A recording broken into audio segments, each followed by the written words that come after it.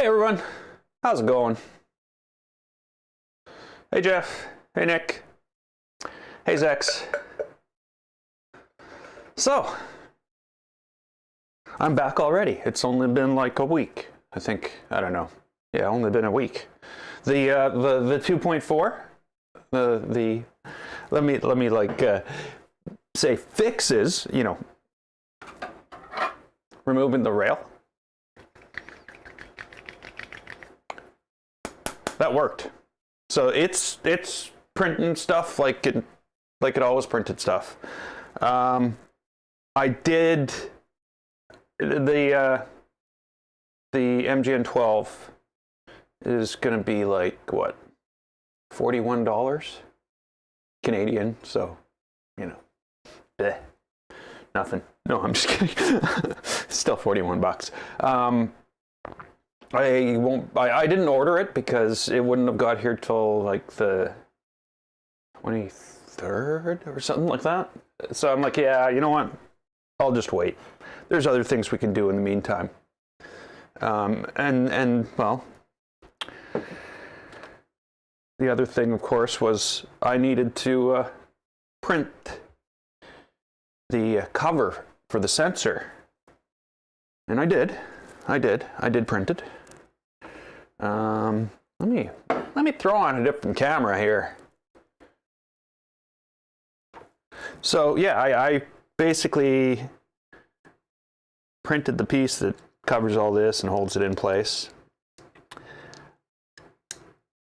I can't get this thing to work consistently no matter what. You know, it might work 40 times and then just fail. And one failure is enough to screw everything up. I don't know why. I haven't been able to figure that out. Hey, Meganico.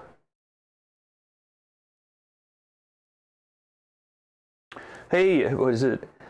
Acel Vel, yeah, hey. So, I don't know what to do with this. And I really don't know what to do with this. Like, as a multi-material printer, I'm leaning towards that because of that filament sensor, this is basically, I'm going to call this a failure, and I'm just going to get this printer back to running soon. Hey, Do It 3D, welcome. So yeah, that is what the plan is today. What I'm going to do is I am going to take these two broken printers and we're going to make one working printer. Obviously, it won't be the Switchwire. It'll be the Trident, because you know, what do you really? Yeah. Do I need to answer that? So the plan here, because what I have going on here, I think, is a motor failure. It's been kind of tough to make sense of, but I think what is going on, centralist in the new ERCF manual toolhead. The ERCF is that. The ERCF is this. I can't tell. So the ERCF is on here. This is the Ender Switchwire. The unit that we're talking about is the MMU2, which was on the regular Switchwire. So two different units. There is, I guess. Hey Bert, I guess now that you've mentioned that, it gives me an idea, or at least an idea of something to test. And that would be to try to use sensorless. You can't really say sensorless homing because it has nothing to do with homing, but sensorless motor stall detection. Because the MMU2 it does drive that filament forward with a motor. And if it could sense when it ran into the thing and exactly, stall guard, sure.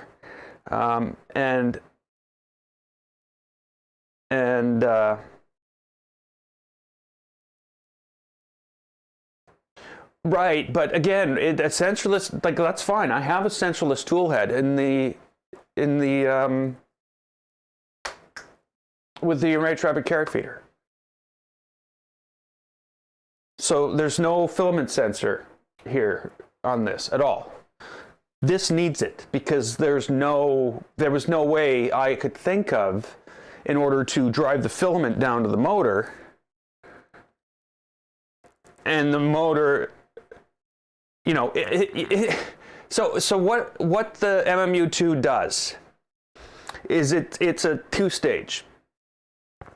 Hey Collie, it pushes the filament to the pinda first, which basically pushes a ball out of the way. It goes to a magnetic sensor, and that is the sensor for the first stage. And then it knows from that point to get it down to where the motor is here, it needs to roll the filament this distance. And that's a fixed distance for all filaments. Where here, with the ERCF, that's a variable distance for each filament. Because of course you can have slight variations in the diameters, which could cause one to go further or not far enough, etc. But in the case of this, I just basically pushed it right up against the thing and then started winding it forward. And then it would hit the filament sensor, and it would go, okay, I'm good. We got filament, and then it would basically release the motor on the MMU2. And then it can just pull filament as required, and basically the printer would take over. So yeah, there was no there's no point where it doesn't know where the filament is. So when the print stops and has to change the filament, it goes through again the 3 stages. It rolls the filament up to the sensor, and it goes, oh, okay, I've rolled the filament back far enough using both using the extruder motor. Hey, Jonathan. Using the extruder motor, it pulls it up to the filament sensor in the tool head. I should have the full screen here. So you got it at the filament sensor. Now it knows where it is. It knows exactly where it is. It can roll that up, that little distance, that, you know, 4 millimeters. What am I talking about? It's about 15 millimeters, maybe 20, to get it out of the extruder motor. And it knows at that point that this can take it. So if at any point you pull your filament out to here, and this still says there's filament in there, the machine basically goes in a loop. Okay, here, let me try again. Let me pull it back a bit and see if it works. No, it didn't work. Meanwhile, it's already pushed the filament all the way out, and it's sitting at the top of the motor, just, you know, bouncing up and down, waiting to get out of the motor. Waiting to get out of this thing. Sorry, not the motor, the extruder. So, and what's happened is basically this has got stuck somehow. It still says it's populated, so then everything stops. What I can do, though, is use the sensorless homing functionality and use that as my driving force. So basically what we're going to do in the next stream, and this is who am I thanking for this? I think Jeff said sensorless. So this is basically just popped into my head as we were chatting here. Thank you, chat. It's awesome. So what I'm going to do is I'm going to take today we're taking the extruder motor off here and we're putting it on the Trident. That's our only goal for today. It's going to suck because, you know, this has has its own, you know, tool head board and the whole works. But whatever. Well, that's what we're going to do. We're going to pull it apart. We're going to get one working printer. In the next video, when I get a new motor, which again, they're sold out. I'm looking for another LDO motor, but nobody has them in stock. So when I get a replacement motor, extruder motor, we'll install that, and then we'll take the software and we'll relook at the whole thing, and we'll take a look at that sequence. You know, find the pinda, go from the pinda down to the motor. We'll rewrite that. That's what we're going to concentrate on. What we're going to have to do is we're going to have to basically assume a distance, right? That thing never failed rolling out filament to the tool head. Let's assume that it just won't, right? We'll assume that every time we try to run something to that tool head, it's going to make it. And then, well, again, this might not work. It depends on how sensitive the sensorless, you know, how good is that motor at sensing there's been resistance. Not that it's stopped completely. That's not what we want to sense. We want to sense that, well, no, I don't think it'll work. But again, maybe I can just use the assumed distance and see if we can just roll with that and see if that'll load it all up without any issues, repetitively, across 5 different filaments. You know, we've already done that testing. We know that part works. To basically rewrite the software so that it's an assumed distance, which is basically what they did with the ERCF. Yeah, okay, so that's what we're going to do in the next stream. But today it's motor time. There's also a plan to get back to the enraged rabbit carrot feeder. You know, I need that madness in my life, as you can tell. And there's a third-party version of the software that I want to try.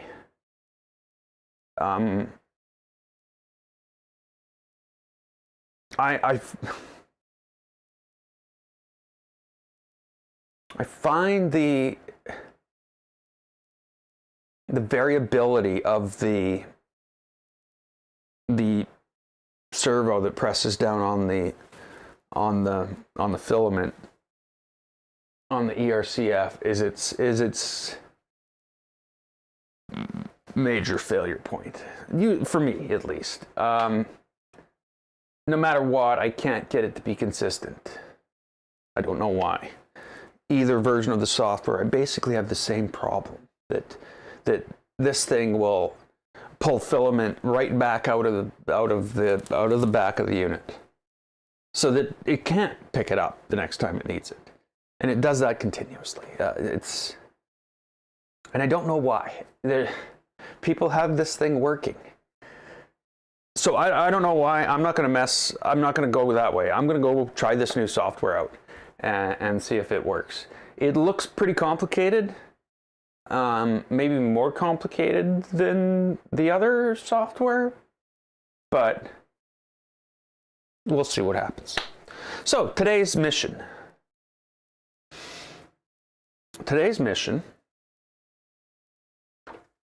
is to pull this apart and take the motor off and put that motor on the Trident and to see if we can get it printing. So what the Trident's doing is As it heats up, it's fine. You start printing, you got everything going. You can get a small print, you know, you need a little part. If I were to throw on something like that, it wouldn't blink. It would just print it. Hey, squirrel.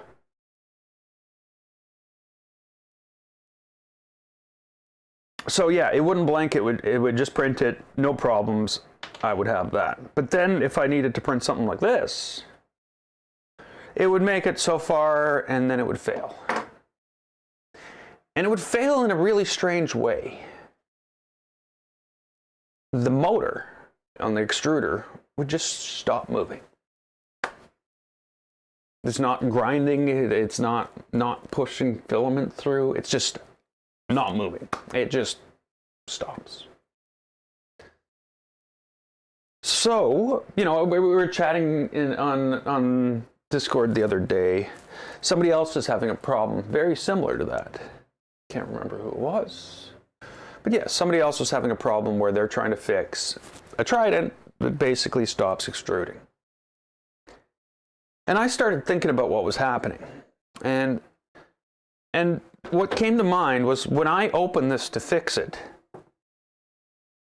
and I start, you know, messing with the filament here, and I touch it, I move air around in there, right?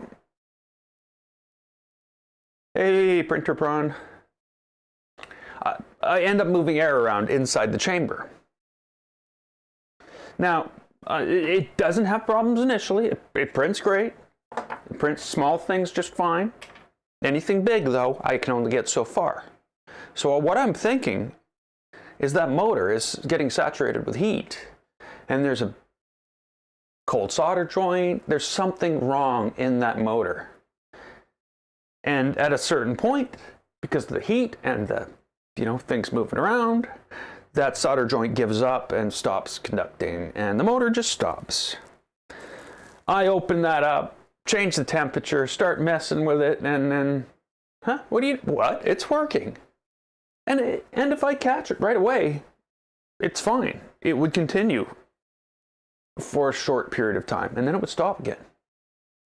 So my assumption here is that basically what's happening is we've got a cold solder joint in that motor. My fix is going to be to swap out the motor from the print head on the... basically, I'm going to put an LDO motor on it. We'll cook that thing. And we'll take this motor off. And maybe we'll put it on here. Oh. So yeah, basically that's what I'm doing. We're motor swapping. And it shouldn't really be a big deal. Well, I guess there's crimping. There's crimping involved. And I'm not really concerned with the full swap. I really don't care about the switch wire right now. I just want the Trident working. I've got parts to print, and I can't.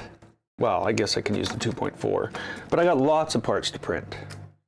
So I want them both going. So the idea here is to get the 2.4 printing parts for the Tridex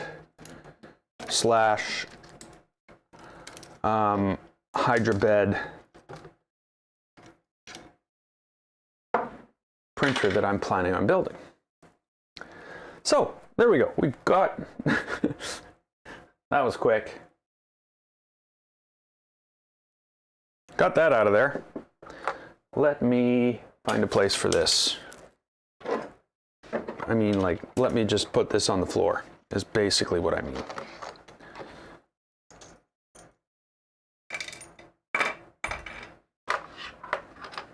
I don't want any parts going missing. Had enough of that already.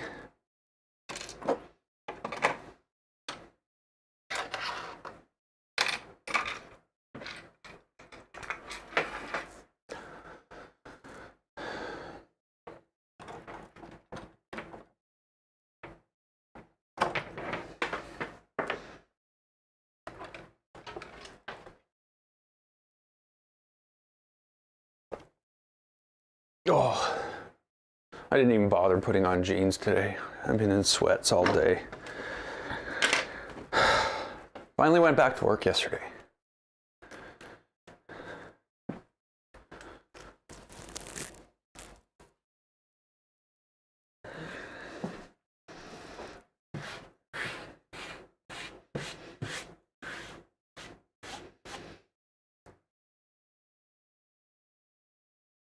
Okay.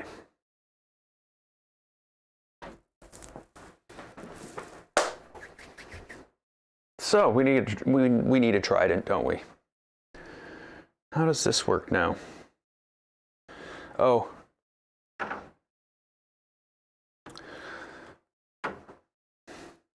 I was going to try to take the doors off. I have too many printers, yes. I don't know what each of them does.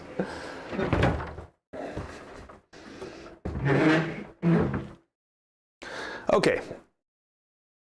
What will this entail? This will entail taking everything apart. Of course it will. I don't know what can be seen here.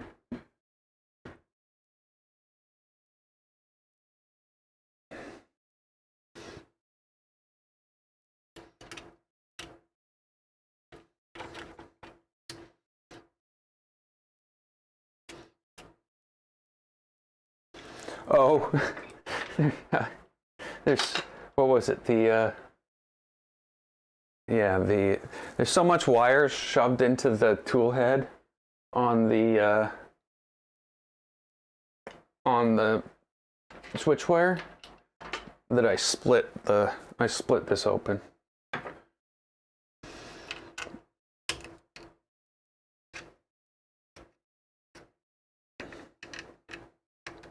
I think we need to find a better way of wiring all these up. There's just too many connectors in there that are just too large.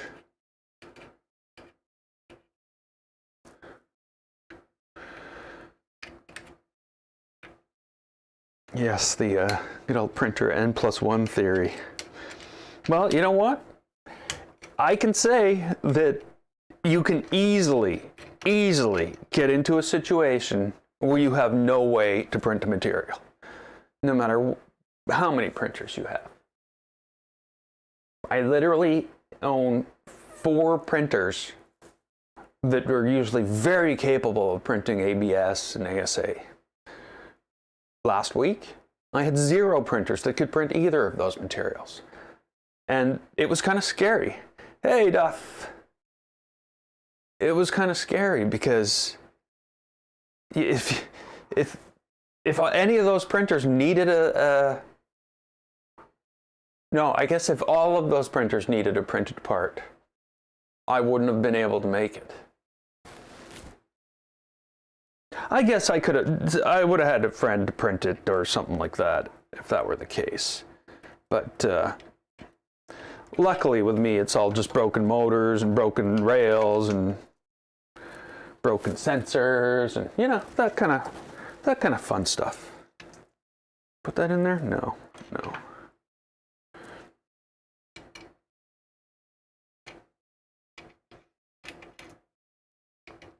But yeah, I do really want to get back to building.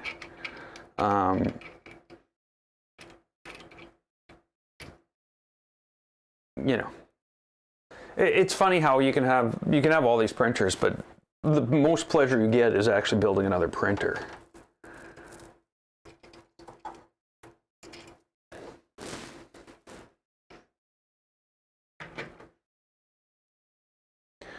Okay, yeah, it's all underneath everything here.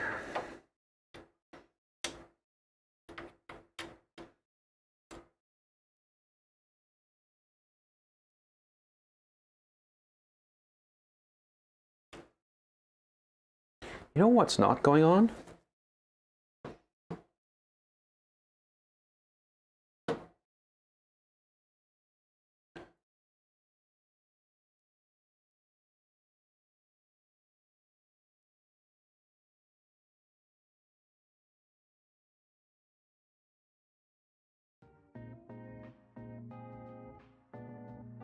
Okay, there we go.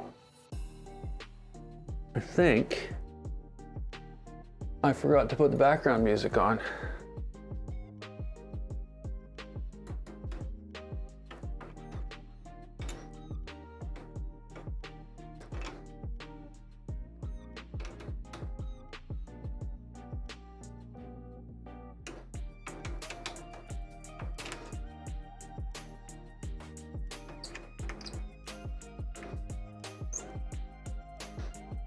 Okay, what am I doing wrong here?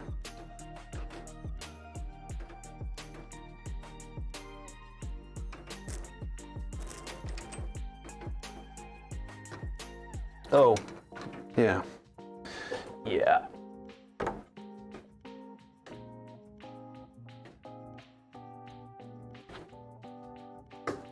You know what? No, if I can do it without taking the sides off, that'll be easier.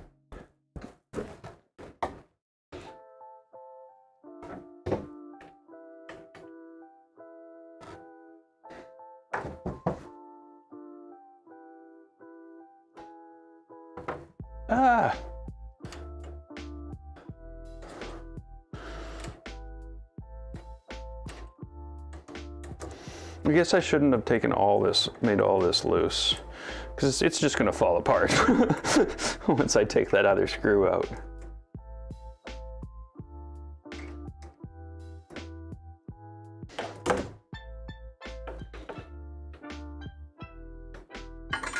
Okay.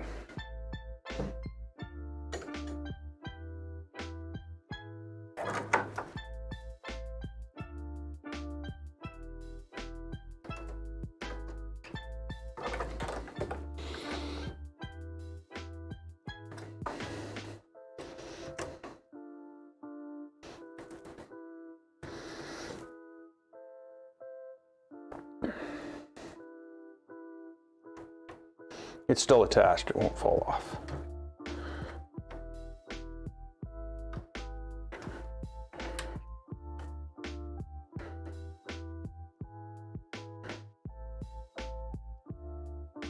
Come on. Oh, okay.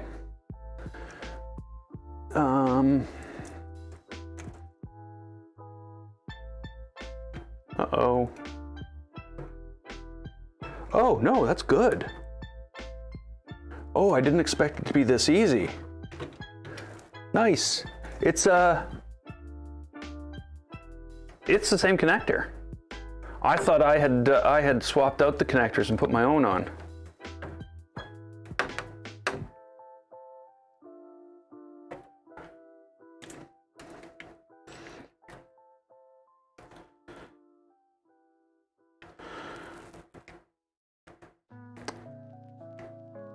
Oh, come on.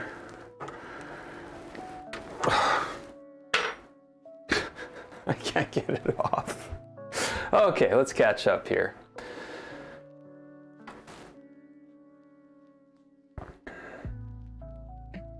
Print two and throw one.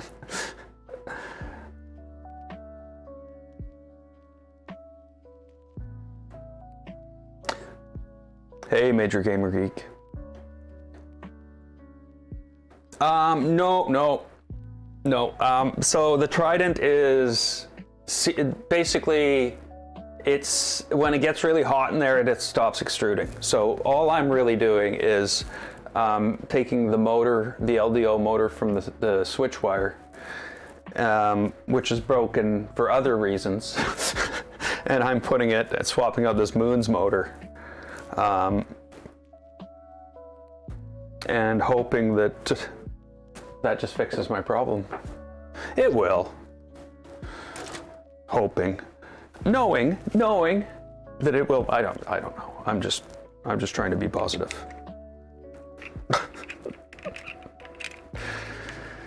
Yeah.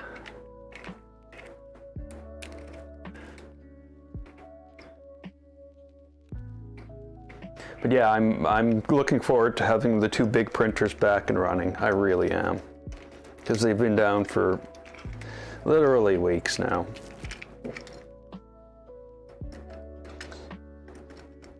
And you know, I keep on saying I don't have the time for it. to fix it. You know, right now, that's not the whole truth.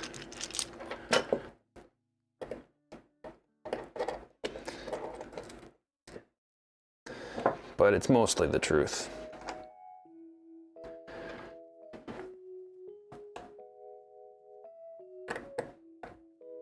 Look at that, just drops right on.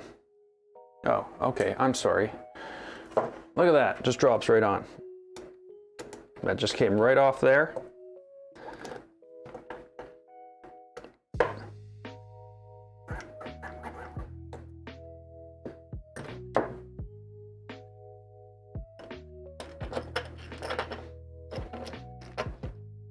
Don't fall apart.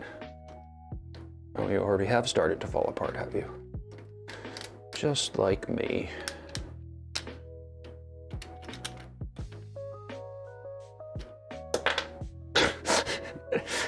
Yeah.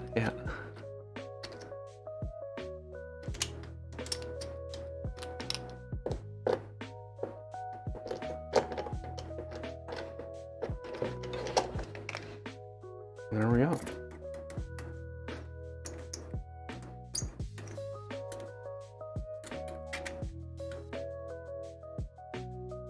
Let's take a quick look in here.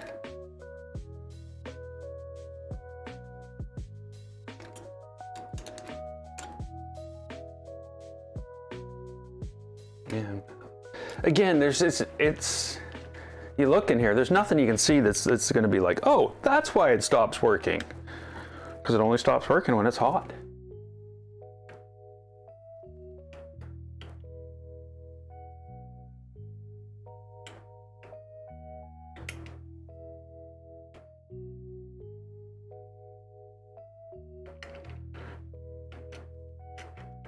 No, this is not the hole in the casing.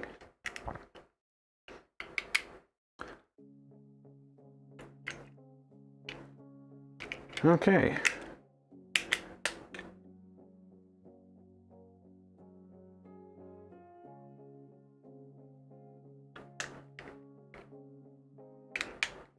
I'm in Canada. It would cost you more to ship it than it's worth.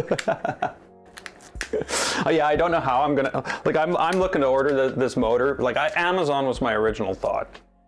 I can get pancake motors, but they're, you know, they're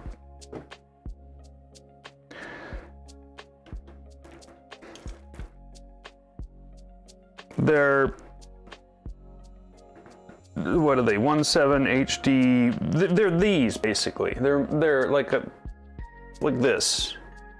They're like this. Where the Spool 3D, Sparta, I can order the LDO motor. Now, do I trust LDO more? I really don't know why I would.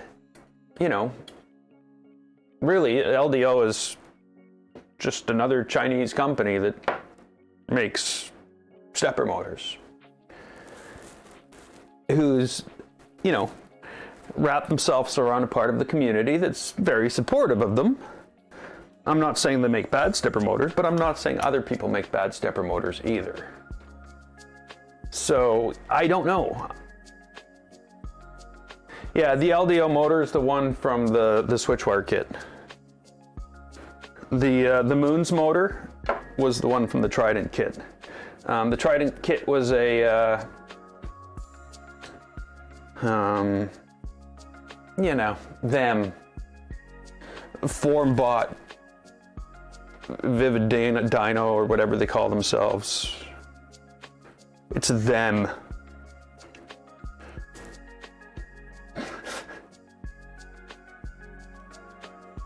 Oh yeah, yeah. Yeah. LDO is well known to the community, but you know, the only things I have LDO motors on is the LDO kit. Everything else has you know, all different sorts of types of motors. Steppers online, which I think are my best motors that I have. What are these? KS motor. Those are the ones with the lead screws built in. So yeah, I've got all types of motors.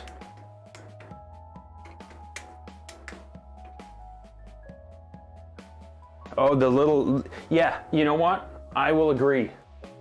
I'm right with you that these, the little ones like they use on Clockwork 2 are a little underpowered as far as I could tell.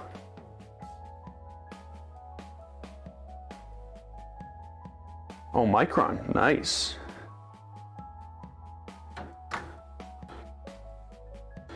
Yeah, my next, I won't be buying a kit, of course. I'll be just doing the self-sourcing, but my next project is definitely the Tridex,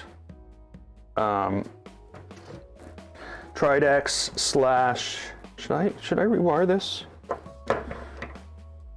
No, I should absolutely not rewire it. Well, maybe not. I don't know if the colors are right, but they're the same. Oh, that's awesome. That saves so much crimping.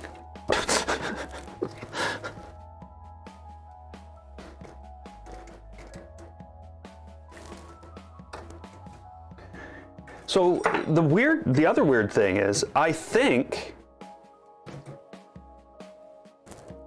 that the V0 is suffering from the same problem. The V0 stops printing mid-print when I do ABS. 360 STH20 1004 AHGs are the best.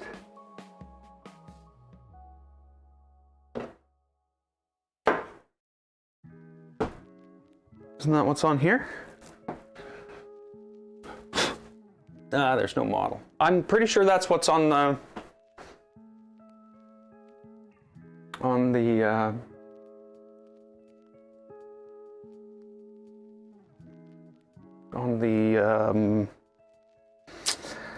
Legacy. I'm looking for a number, V0, V2, but no, it's called Legacy.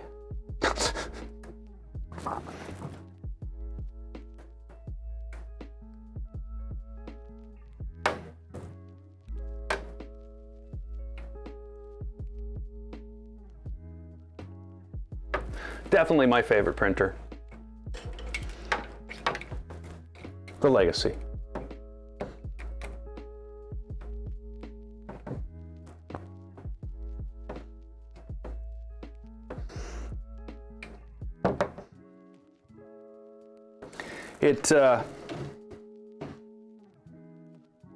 I don't know. It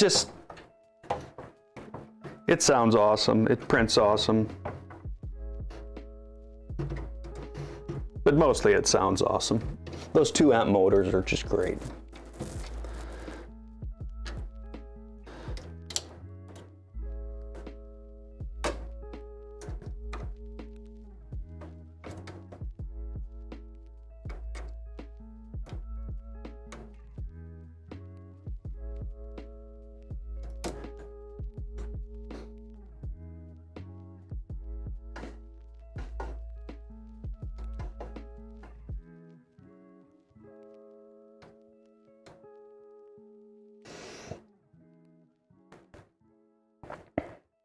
Yeah, wow, this is going to be up and printing in 20 minutes. I really should have taken the side off though. That would have made this a lot easier.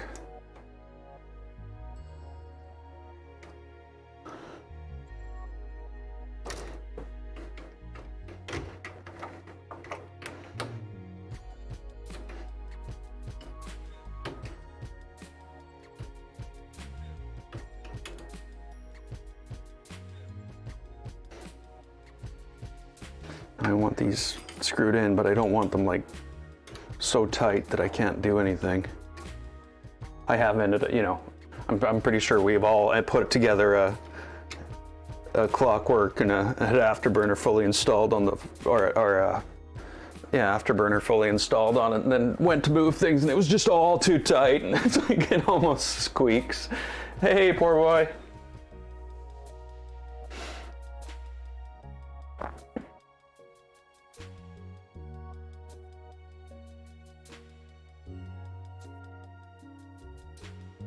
I wouldn't, Zach, it wouldn't be worth shipping that stuff. It literally costs less to buy that motor off some place that has free shipping than it would be to ship it.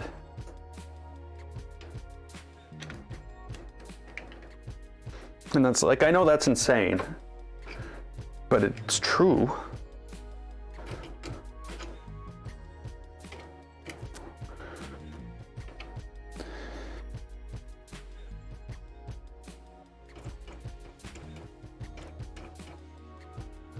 You know, and I can't remember what it was on Amazon, but I think you could get like 4 of them for like $60 some, like 4 pancake motors, which I think is what I'll do, because you know they come in handy.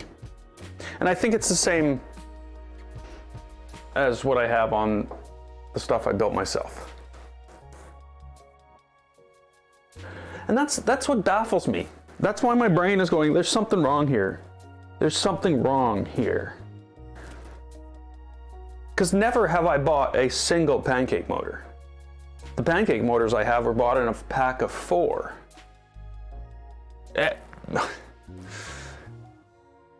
Or maybe, you know what, maybe they were in a 2-pack.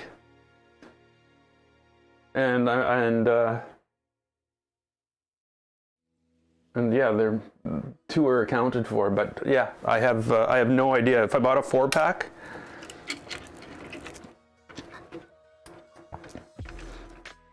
I don't know where the other 2 went.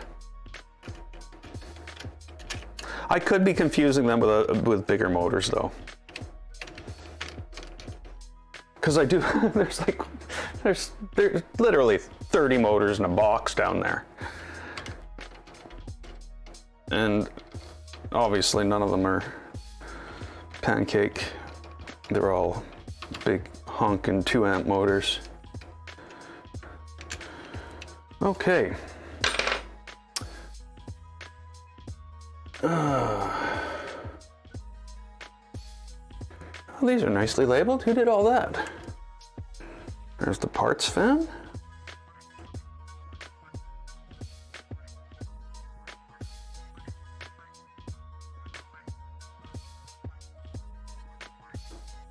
I don't know what that says. I don't know what that says. Thermistor. That says thermistor.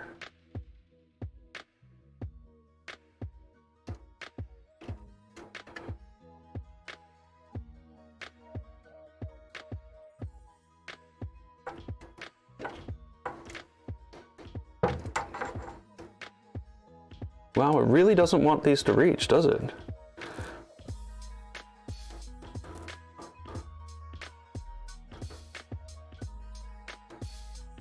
Okay, there's the thermistor.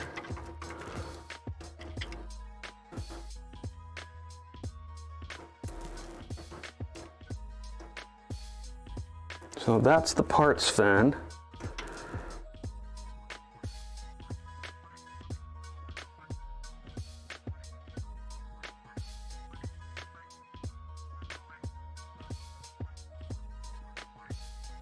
Fan 1 and fan 0.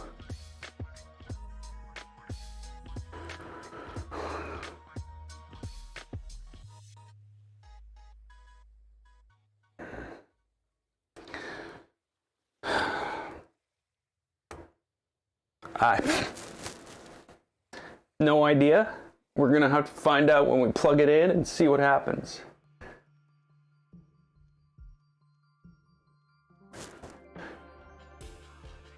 Yeah, the one side is labeled. If the other side's labeled, I did it myself.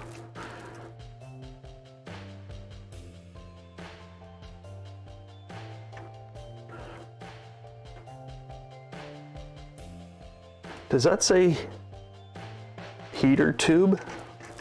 Okay.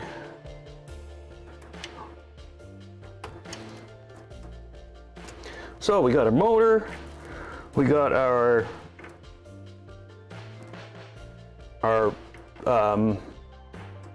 sensor, Okay, that looks like it's a complete printer.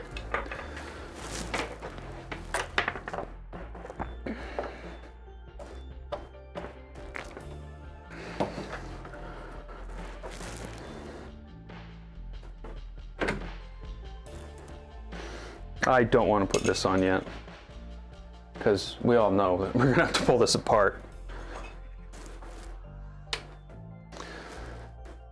I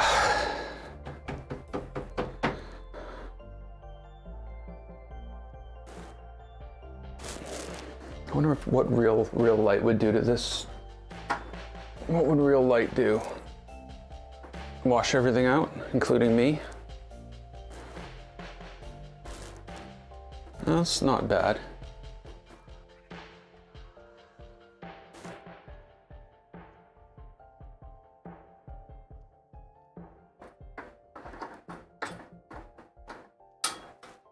This is kind of cool to see outside. Yeah, it does kind of wash everything out. Oh well. Outside's not for me. So far so good. I guess we'll have to fire up a fan and see what happens. Printers. Yeah, what did I call this thing? VT.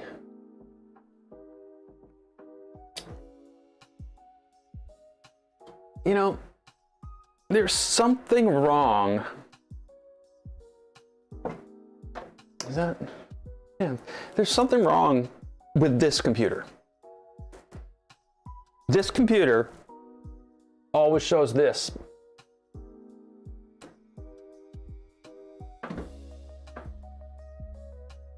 So yeah, I'm not sure what's going on here.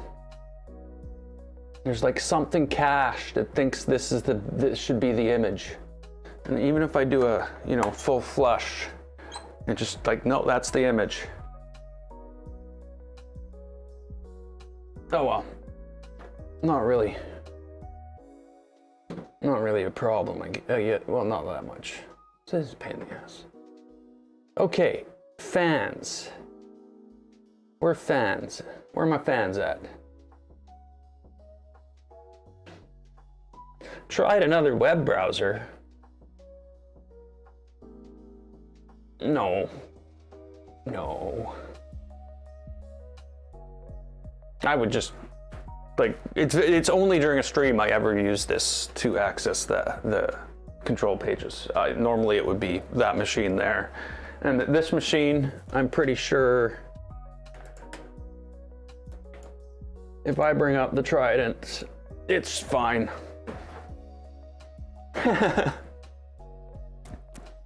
Oh no, it's gonna be a whiny thing. It is. Yeah, it's fine.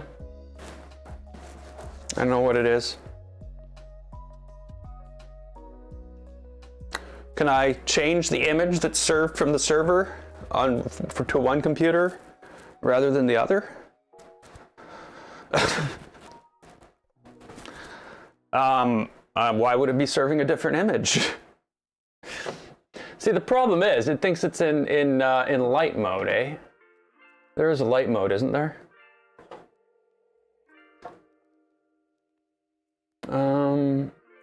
UI settings. Dark mode, light mode.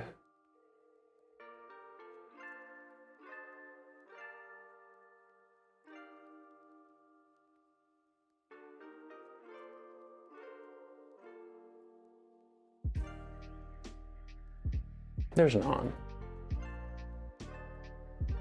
Oh well, don't care. Don't care. It's just kind of weird that it's going to the same server and it's serving two different images. So, fan. I need to turn the fan on.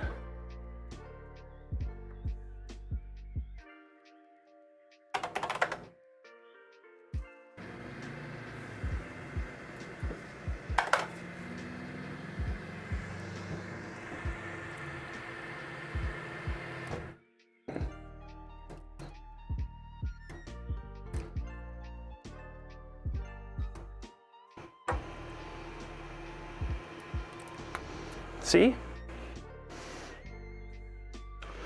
I had a funny feeling I shouldn't put that cover on. Oh, it's yeah. Yeah, I don't know where it got an image that's completely inverted, and yeah, I don't know how it got that image, and I don't know why I can't clear the cache. Control F5 should do it. Should flush that. It's bizarre. What do I want here?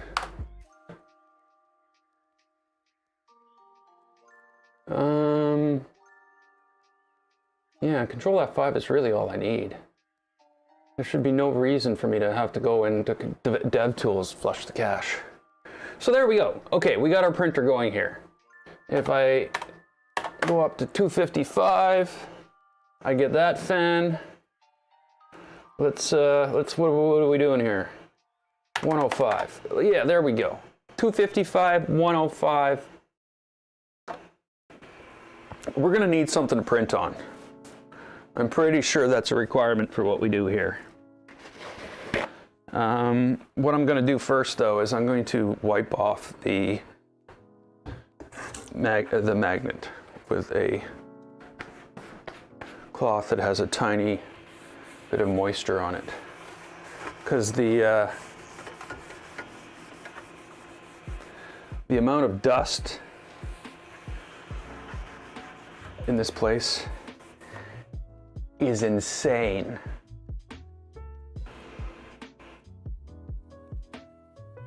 I cleaned that all off with a cloth at 5 o'clock yesterday, and I can already draw pictures on it.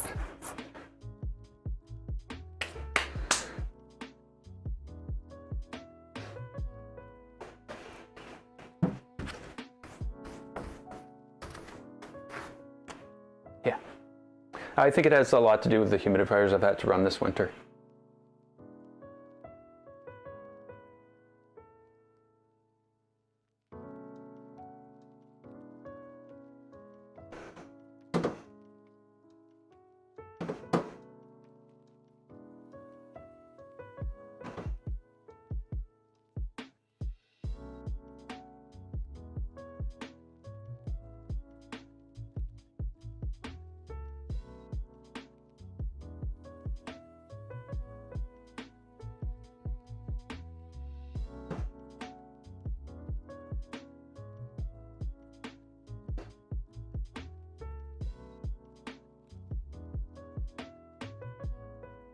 Yeah, I shouldn't be digging into this right now. I'm pulling up the HTML for the page and looking to see how they're setting the background image.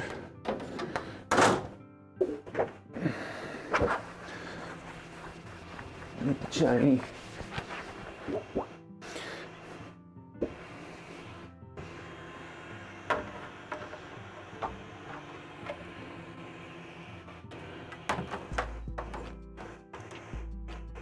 Okay, so obviously this can't sit like this because, you know, can't open doors. And it's gonna have some problem sitting like this because can't get to the thing. Look at this life I've built myself. Ooh, that's too shiny. Okay,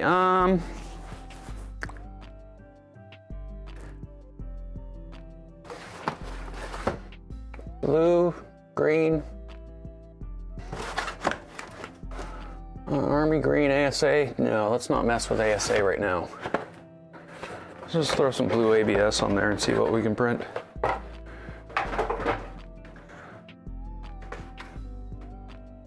See that?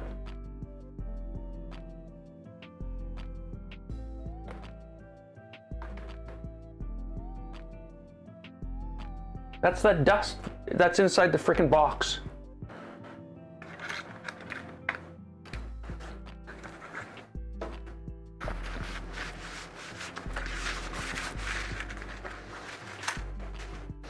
Like, yeah, don't use the wet side of the paper towel. Just use the dry side. Yeah, it's it's really bad. It's really bad. The water has so much chlorine in it that the humidifiers, because of course the humidity would drop below, I'm guessing it goes to about 10%, which of course is like painful, like literally, you can't live in that. It's awful. So I run humidifiers. I didn't have to in the old place, but here I've had to. Okay, what do I want to do? I want to extrude stuff. Extruding stuff. Stuff being extruded.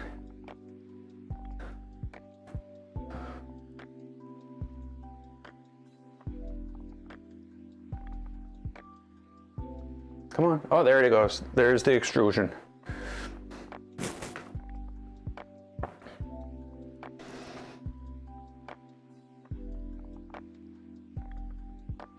So yeah, I don't, it's not like I'm making it humid enough to affect my, to affect the filament itself. Like it's not that humid that I'm making it. I'm just making it so that it's comfortable and you don't wake up with bleeding noses and stuff like that.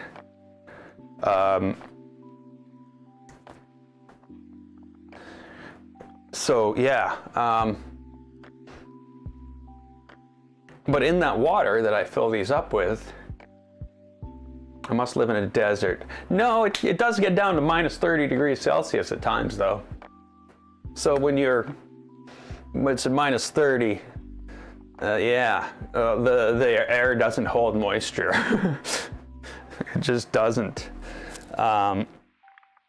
So different kind of desert, different kind of dry, where basically the moisture is frozen out of the air.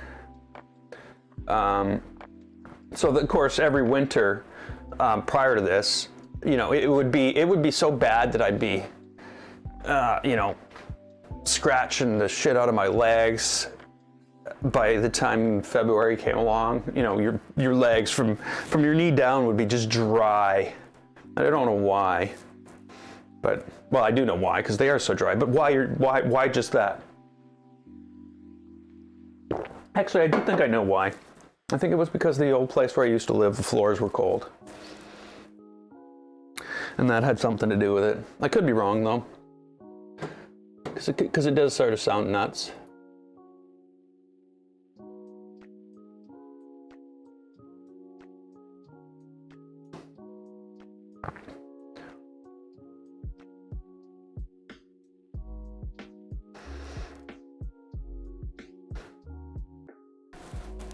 What did I do with the printer glove? Oh, there it is. The printer glove.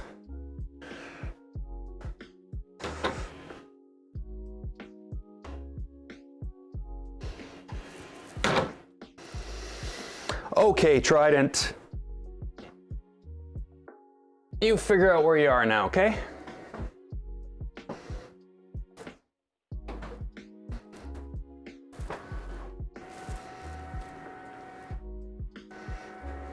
(19 Fahrenheit).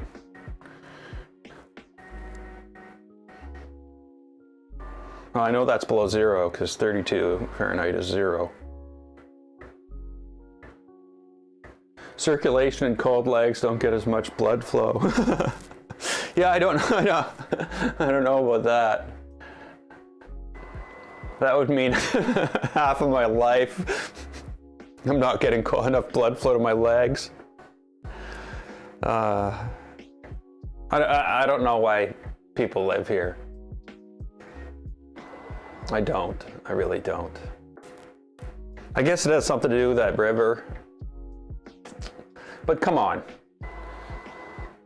Or maybe it used to be a lot warmer during the winters when they first started this place. Why do my legs itch? Because the skin's just dry. There's no moisture in the air, so the air is sucking moisture right out of your legs. and maybe that skin's more susceptible than, you know, because people suffer from dry hands and everything during the winter. You know, I don't have those problems, but I used to have the leg thing going on, but not anymore. Okay, so what was the last failed print? Okay, I was trying to print this.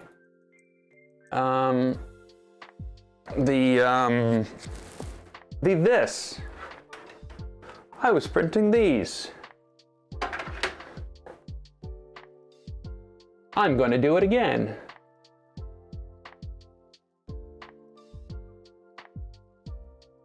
Well, yeah, I guess there is one that, you know, Duff knows. You know, we don't have like weird exotic bugs that'll kill you in one bite, or snakes, you know. None of those things exist here. You know, you can generally walk through the forest without being killed by anything. So yeah, failed print. What happened? Well, that's what we just fixed. We just swapped the motors. So let's see here.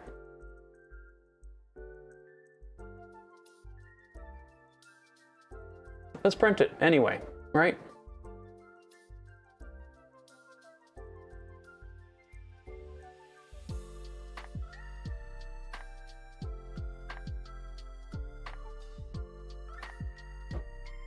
You know, G-code's still good. It never went bad. See, snakes. I think snakes used to gross me out, but they don't really anymore. I've watched a couple YouTube channels with people who have snakes, and it depends on the snake now. You know, I don't like bugs. I don't like bugs. Like, you know, mosquitoes, whatever. Bugs that you can just go like this and crush and they die. That's fine. But those don't bother me. Mosquitoes don't bite me. You know, whether I'm from Winnipeg or not, the mosquito population is greater than the rest of the people population on the planet. Yeah, they don't bother me. Ticks, absolutely gross, absolutely disgusting. I hate ticks. Anything like that is the most disgusting thing you could possibly ever think of. And those are the things that I hate.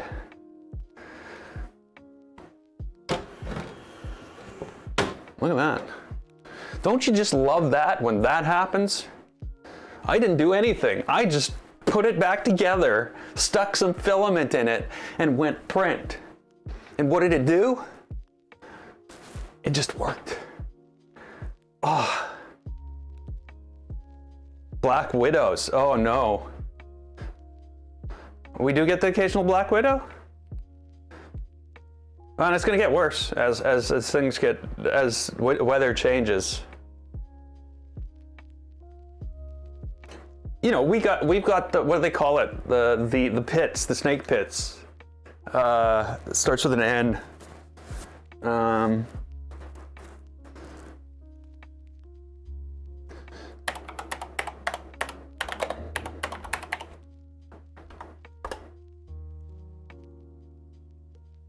Narcissi? Snake pits? God, you got terrible pictures, people.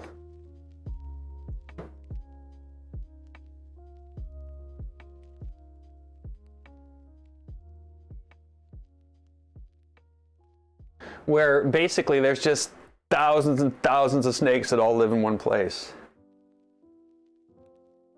Oh yeah, I think a lot of, I used to work, should I say it? Yeah, I guess it was 20 years ago. And it doesn't exist anymore. So Duff, I used to work at United Army Surplus. If that rings a bell to you, I was one of the managers there for years. Before they went out of business, I had already left to pursue a software development career. But I was, I was a manager at a place called United Army Surplus. And we used to get shipments in from everywhere. And it was the thing that freaked me out the most was a shipment that we got from Bolay sunglasses. And when we opened it up, there was a spider whose legs must have spread like that far away out from its body. And it wasn't a daddy long legs. But yeah, it was freaking huge. And wow, it scared the crap out of all of us. And it was dead in the box. You should have seen 3 grown men when a dead spider fell out of a box of sunglasses. All just lose their minds. Yeah. Don't like spiders that much. Yeah, I don't know what it was. It was just sort of a normal looking spider though. It was just big.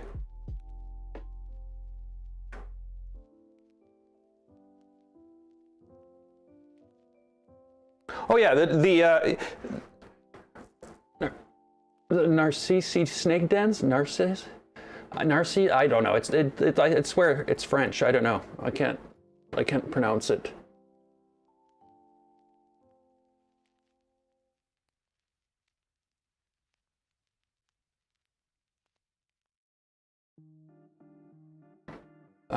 Yeah, but yeah, it's all garter snakes. Like that. It's tiny.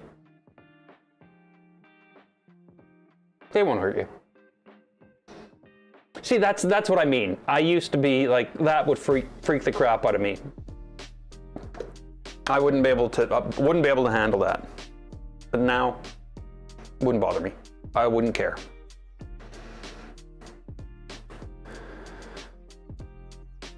Daddy long legs, yeah. What just happened? Oh, okay. Yeah, well, I'm from up north, so yeah, we used to have a lot of daddy long-legged spiders for some reason. But I think the spider was not native to here. I think it was from somewhere where they manufacture Bolay sunglasses. That's what I think.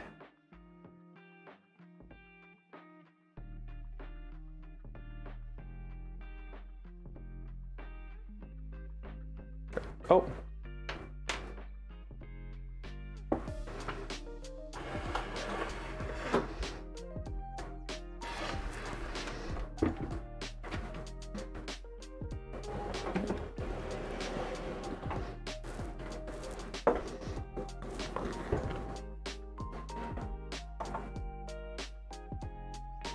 Huh?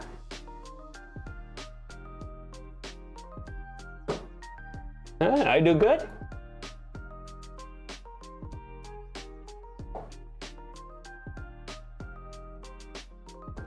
Dynamic reformatting. Sorry, the fog. That's the acrylic.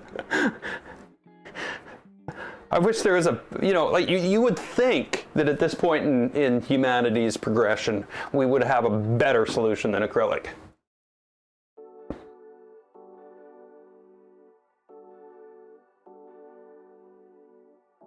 You think your 2.4 has a few bent extrusions.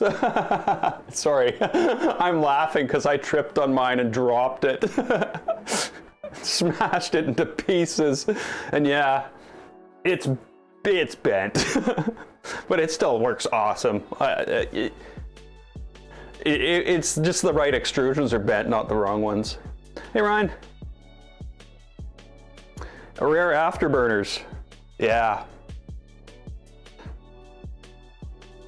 Yeah, it just works beautifully. Damn, look at that print. That print is so nice.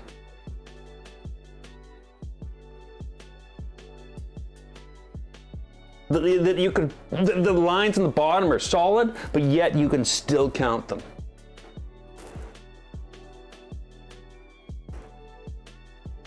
This thing always printed awesome. There's a wall sitting on your, what did you do?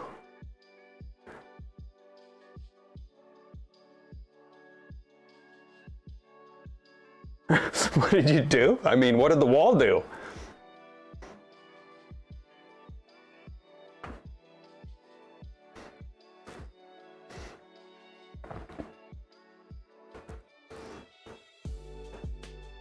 So yeah, I'm hoping this works. This printer always printed like this though. It's the one with the Revo. It's got the Voron Revo in it, and I will say, yeah, it does print pretty nice. But, you know, it doesn't have 1,700 hours of printing behind it either. I think after 1,700 hours that I would need a new print end to get it to print that nice. Last month, took out 3 buildings. One of them was, oh!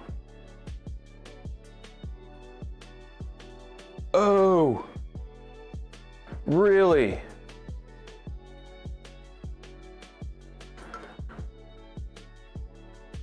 Yeah, I feel for you, man. I feel for you. Well, you know, I guess it could have been worse if it was a home or something like that. But yeah, when I was in my early 20s, while I was working at United Army, yeah, I had a house fire. I was over at my brother's and the cop showed up and said, there's been a fire at your house and you need to come with us.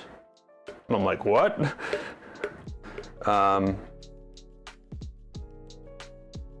And yeah, there was the Christmas tree in the basement. There was like a bunch of chemicals the landlord had there, and a fire started in the chemicals, and the Christmas tree burnt, and that was it. But as you can imagine, artificial Christmas tree burning is not a good thing. It wrecks an entire house.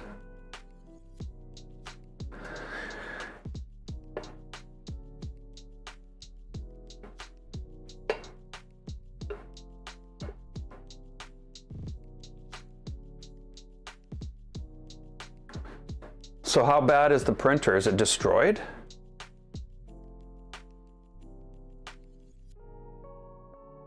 Or like is it like, or if you needed some extrusions to fix it, like where is it in that?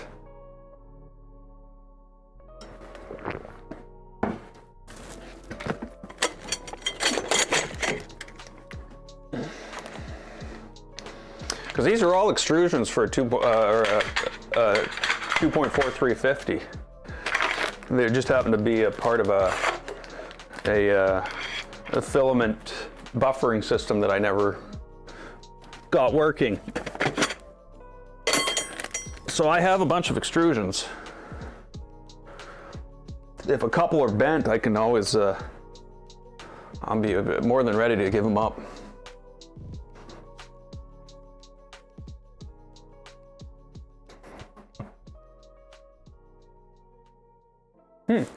Just wait, this is going to start printing fast soon. You just wait.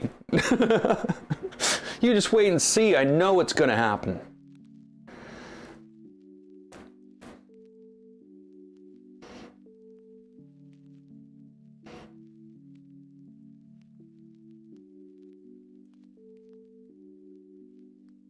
Yeah, see, both with the Trident and the... So the Trident, this is an LDO frame.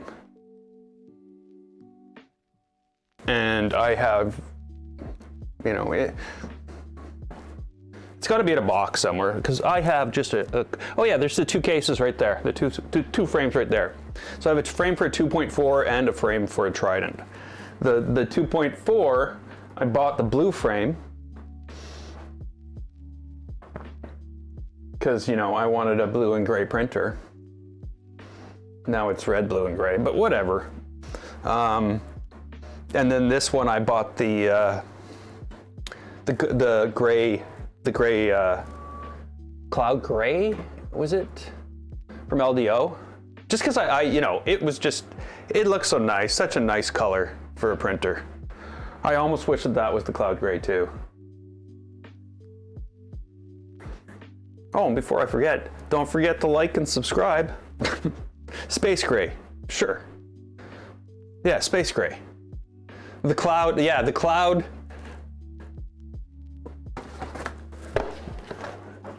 The cloud gray is the, whoa, sparkle cloud gray. That's what the printer, the 2.4 is.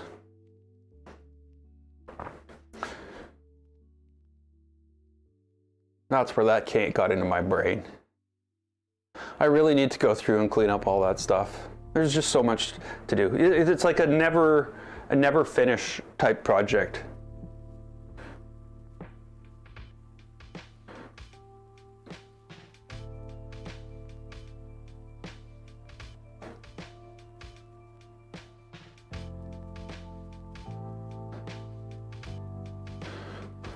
Thanks for the likes, guys. Yeah, oh, what's going on with YouTube these days? Why is the stream only like 30 minutes in on the preview?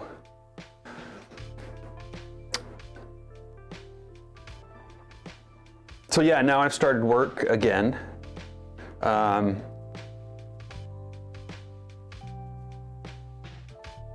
have a budget. Well, I can't remember what it was, 350 bucks or something like that for office supplies. I think I'm gonna grab a new desk. I can get a desk for 350 bucks. Like a metal frame, like a quality desk, not a piece of junk. Not one of those things from Walmart. And then I can get out of here with work, and I don't have to be sitting in the same room all day and all night. And then I'll build a desk. I'll put a desk out in my living space, my living room area. I'm just talking gibberish at this point. I got nothing else to do. Right now, what I've got, because you remember the old place, that cart, because all the thing I had at the old place was basically a cart. It was about yay high. It was a little deeper than the workbenches I have here. And it was higher because it was on wheels. The wheels were kind of nice, but the reason it was on wheels is because I had to roll it out of the frickin' way every day. Because my desk and everything else was there. Now I have the room, well, not to have a cart. That cart is actually my coffee cart now. It's got all the coffee stuff on it, which is more important. But I had this desk on the other side. Like you probably remember, there were desks on both sides. And one was the streaming desk, and the other was the gaming desk. And the streaming desk, it was like one of those stubby short desks, like a proper metal frame, but it was only like that deep. So it was enough for monitors and a keyboard, but you really wouldn't want to work at it. I'm pretty sure I can get one of those exact desks that's proper desk depth. Standing desk, you know, I've thought of that lately. But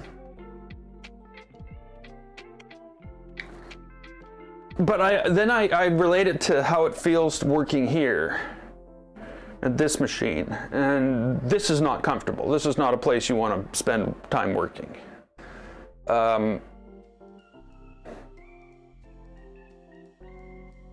And I think it's because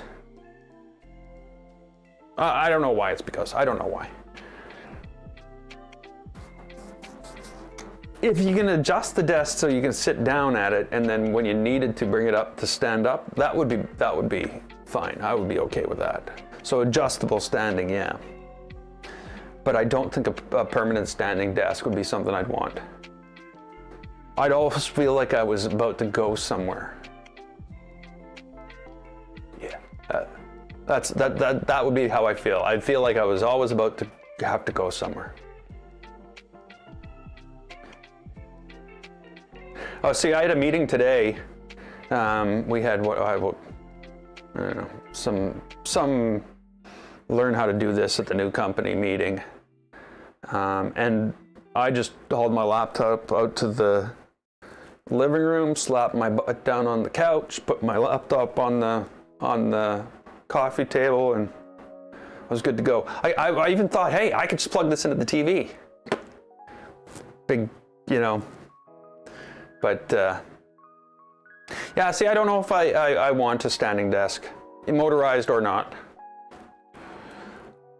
Motorized would mean it would be easier to use. It also mean more expensive, probably beyond the $350 spending money I have, or office budget. Yeah,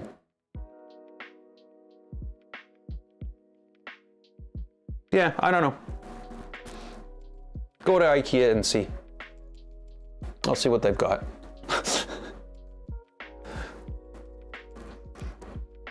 So I'm starting to feel the heat off this thing. What is our internal temperature there? We're running at the chamber top is 47.4 degrees and the chamber bed. So the temperature sensor down in the bottom corner is at 42 and the top is at 47. Where's the top? The top is right over here. And I think the bottom might be right in the middle on the back side. And it's going up, you know, 48.1, 48.2, 48.3. So it's still climbing. 48.5, 6, 7. I guess it also matters where the fan's blowing the hot air. If it's blowing it right on here, then it gets hotter.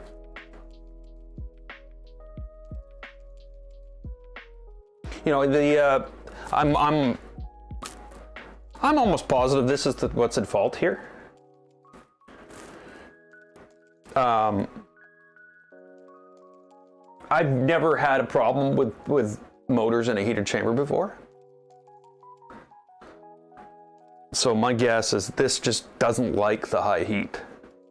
There's something wrong inside. Pop it open and we'll resolder all the joints and put it back together. I doubt it would ever move properly again.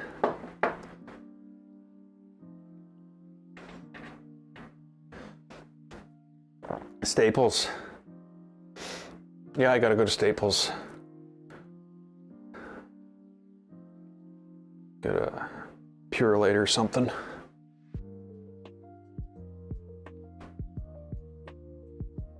God, this print's so nice.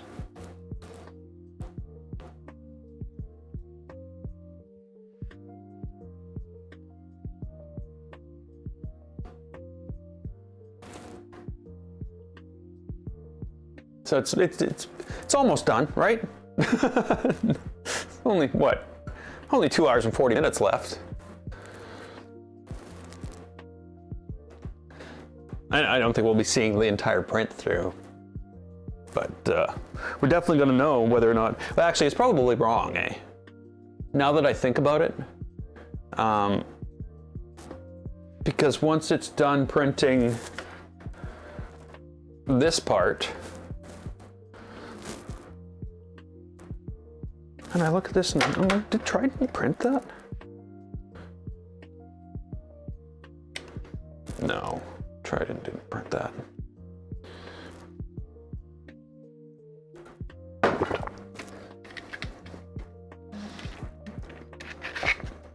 Maybe we should have installed this. Maybe this should have been a thing we did today. No. No, it's not ready. And I can't find my magnet, so I can't install it anyway. Yeah. So at some point that's going to happen though. Oh, I will install Nevermore. I still wanted to do the other one. I can't remember what it's called. There's Nevermore and there's the rebreather, I think. But I still haven't been able to buy the fans. It's literally been 6 months since I started looking at it, and all those Delta fans are out of stock and have been, unless you want to buy like 1,500 of them. And I thought about it, but then I decided not to. I could open my own rebreather fan store. Of course, nobody would have wanted them because it would have had Canadian shipping.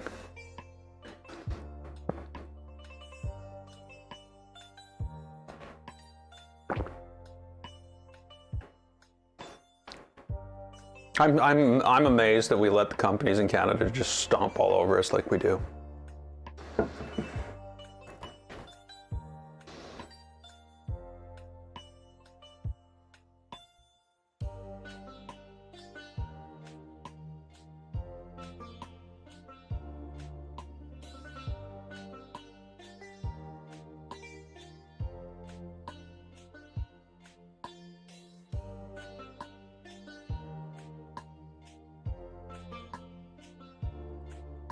Sorry, I'm hypnotized by the printer.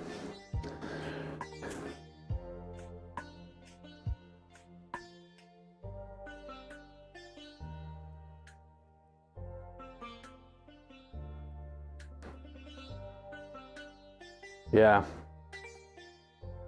Yeah, while our grocery stores rob us blind. Oh, I guess nobody's really paying attention to that stuff. Because a lot of the population is spread out, or just crappy company? Oh, it's just crappy company stuff. Like, you know, my cell phone. This is unbelievably and totally disgusting that the government allows the companies to do this. But this is a Samsung S10 Plus. It's got the ceramic back. You know, it's a nice phone. And I got it with a contract that you pay for the phone monthly for 2 years. And then when you're done that contract, you keep paying that much. You keep paying for the phone forever. The same price. Wow, how is that even allowed? How is that allowed? How is the government of Canada saying, yes, you're allowed to continue to charge the basically buy-to-own fee that you pay over the 2-year contract? You're allowed to continue charging that after the contract's up. How is that right? That's insane. I'm already paying $110 a month for a damn cell phone. That's like insane. So yeah, so it's disgusting. It's insane, and the government that's, you know, I'm going to say, it's much, much worse in the States, but just in a different way. Whereas the government doesn't give a shit what the people say. They care what the companies want. And will stomp all over all the people just to give the companies what they fucking want. Sorry, I'm getting all political now.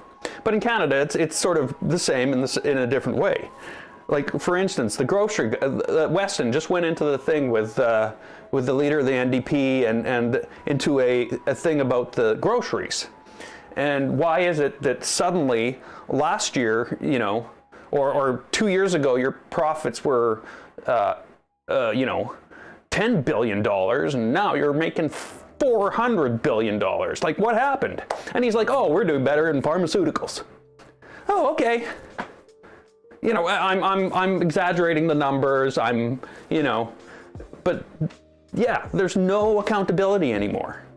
All these companies have just said, screw everybody. We're going to take everything we frickin' can from them. But what are they going to do? And that's what's happened. It's not a free market anymore. It's like Shaw and Rogers are merging. Like, what? You're taking the only two media companies in Canada and making them one. Whoa, oh, everybody's gonna win. Yeah, everybody's gonna win with that. No, they're gonna screw everybody over. You know, in the States, it's happened to the point where The airlines, for instance, they just approved a merger where they're going to merge 2 airlines. And you know what's going to happen? Everywhere that those 2 airlines fly, prices are going to go up by 30%. Hey, Hedgehog. So yeah.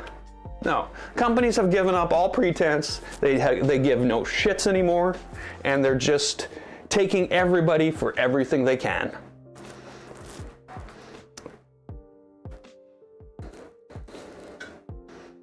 And meanwhile, you know, like, I don't even want to talk about it.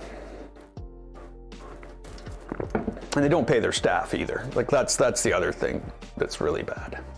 You'd think if they were making 400% more than they made like 2 years ago, 3 years ago, that people would be making more. But people aren't making more. Just companies. So yeah, it's I got to talk to my brother, and I got to get into stocks and things like that.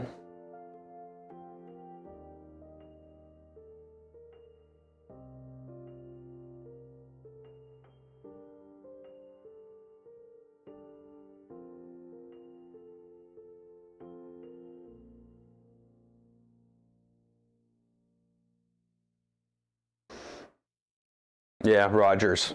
Yeah, they're the criminals, and they are. Like there's just no pretext to it anymore.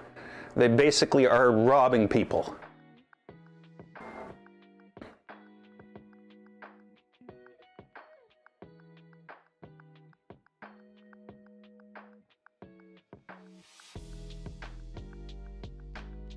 Okay, here we go. Speed up part is here.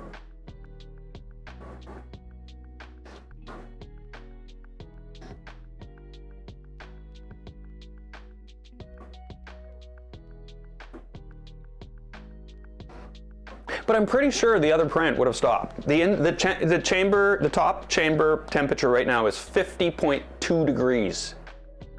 Right here. So I don't think we would have made it this far. Not that I'm not going to finish the print.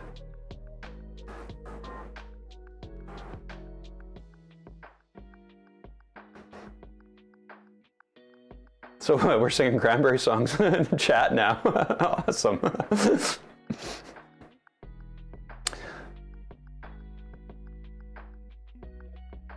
Now I've got it in my head. Great. And their guns and their bombs and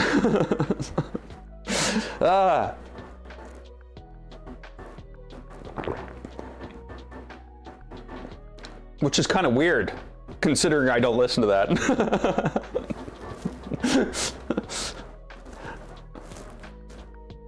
What was the last thing I listened to?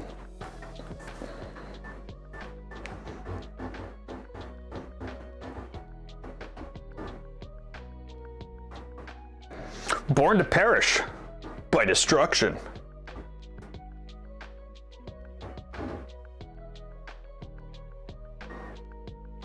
And then it eradicated, and then I can't see it anymore.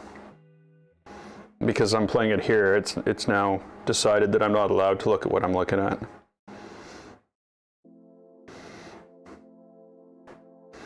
And what have I gotten into recently? Gamma Bomb.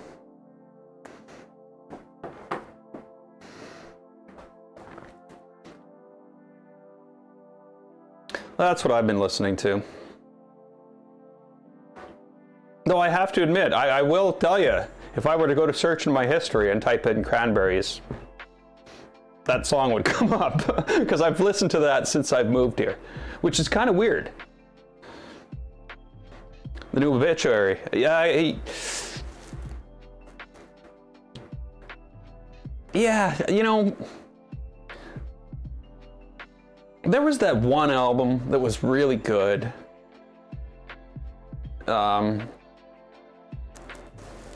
I can't remember what it was called. And then the next one turned me off, and I don't know why.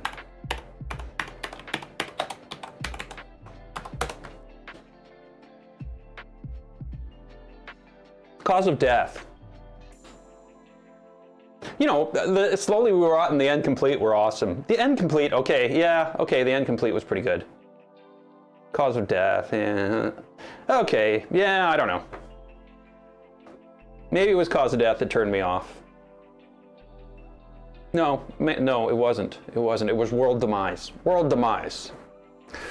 I lost track whether there's world demise.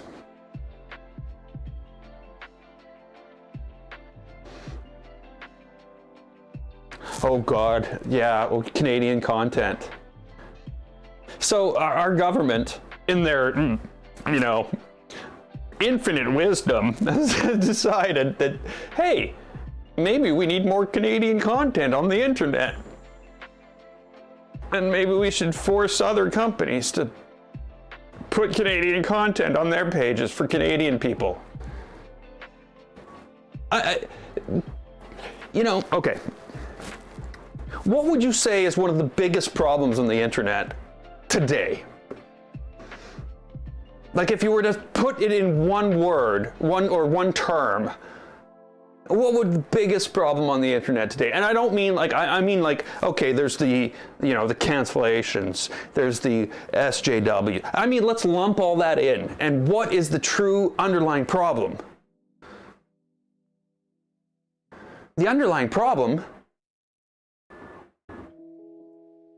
is echo chambering. That's the underlying problem. Let me go and see if I can find my opinion on the internet. Let me go verify myself on the internet. I'll say something and it'll come back to me and and I'll go, yes, I must be right. So, people, yeah, but yeah, people don't, you know, there's people at the mall. This doesn't happen. There's people in shopping at Walmart. This doesn't happen. It only happens on the internet. And it's for the exact same reasons of what the Canadian government is trying to do to the content that Canadians get. That's the problem. They're like, hey, let's create a Canadian echo chamber. No, you're doing it wrong. You're not preparing us for the future. You're trying to hold the country back into the past.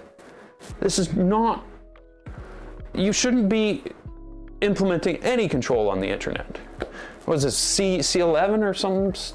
Oh, I can't even remember. What is it?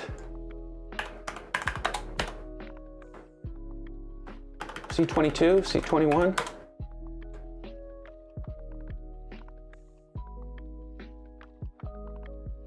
C22.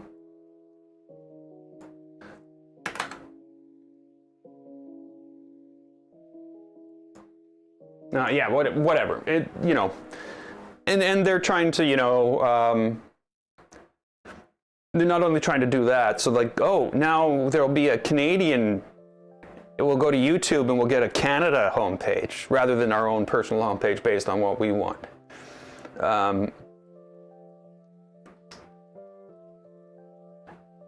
Oh yeah, there's a, yeah, we do have a, we do have a few 3D printer streamers, you know. That's definitely true. Overrepresented, I'd say. But, you know, for, you know, there's only, what, 30 million of us? 31 million?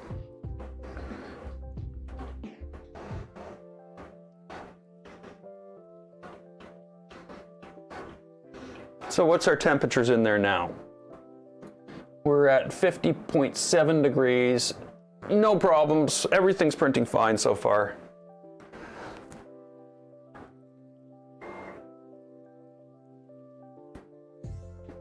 In Maine. Yeah, maybe weather-wise. Maritime weather. But, yeah, I don't know. I bet your cell phone's cheaper.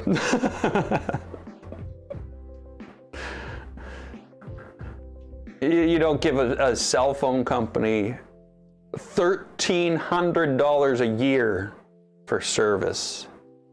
Like, that's insane.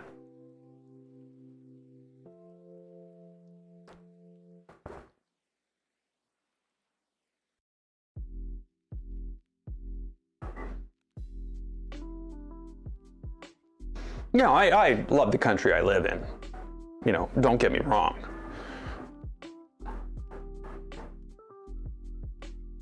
I just see mistakes being made. And I just don't understand the benefits of them. You know, like the other thing they're doing is they're going the way of the EU and the whole, if you want to link to Canadian content on the internet, like news companies, you got to pay them. What?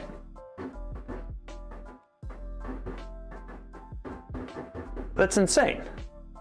It does not make any sense at all. If I were these companies, I would say, oh, 30 million people? Oh, to hell with you. We're just going to shut you all out. And now you're not going to get any of your own news.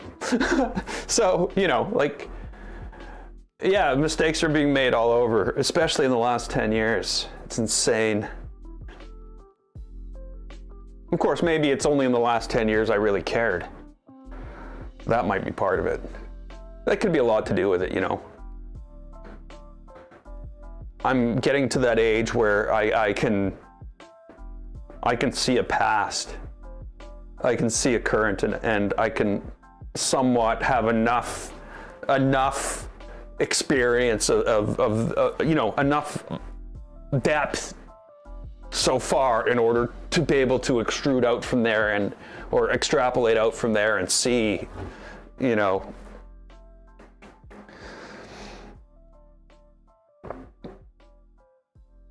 Yep. Yeah.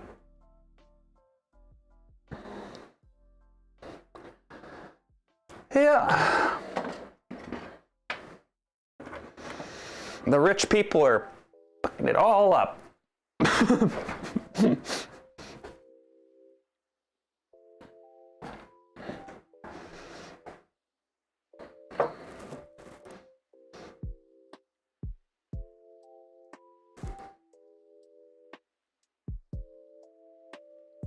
Oh, what's going on? Oh, nothing. Okay, no, that's fine. I thought I was messing it up.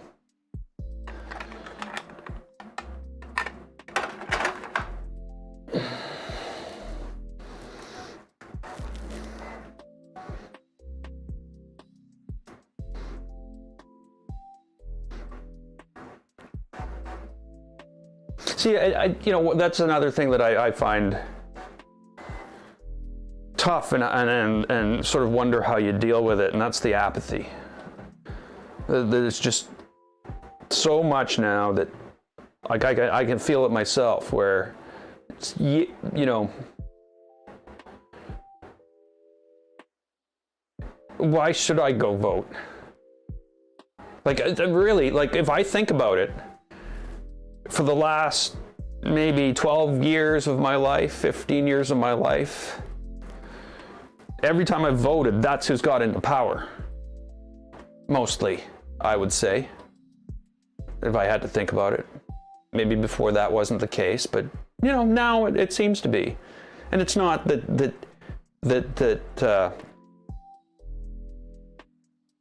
it's not that I'm just going with the trend, it's that the trends are going towards where I am, if that makes sense. You know, yeah, so yeah, I'll put it that way. But still, yet, things are not going, I don't think things are going well. And there's the realization of that hey, it could probably be worse.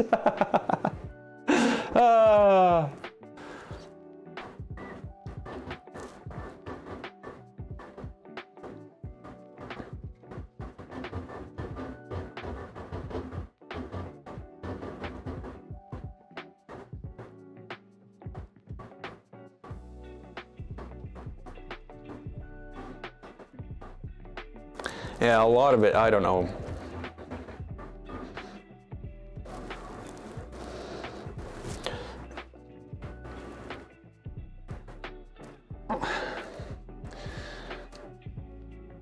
As with any ideology, things can be taken too far. Things can go rampant.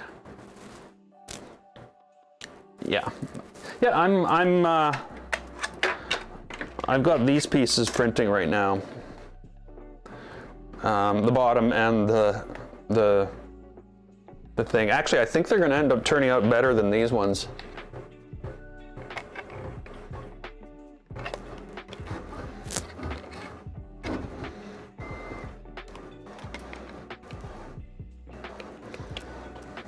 No, I'm starting to slide that in there.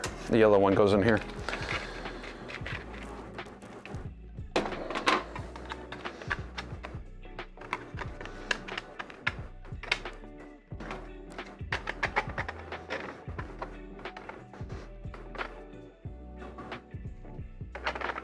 I don't know how this thing attaches either. Something to do with this, I would guess. Oh, really? Oh, I wonder what that was for. Okay, so it attaches with something like that. Something like that. I don't know if you can see it, which will get slid on here and lined up with that hole, and a screw will get attached to there. I don't know how the sides attach, or if that's strictly for the 2.4.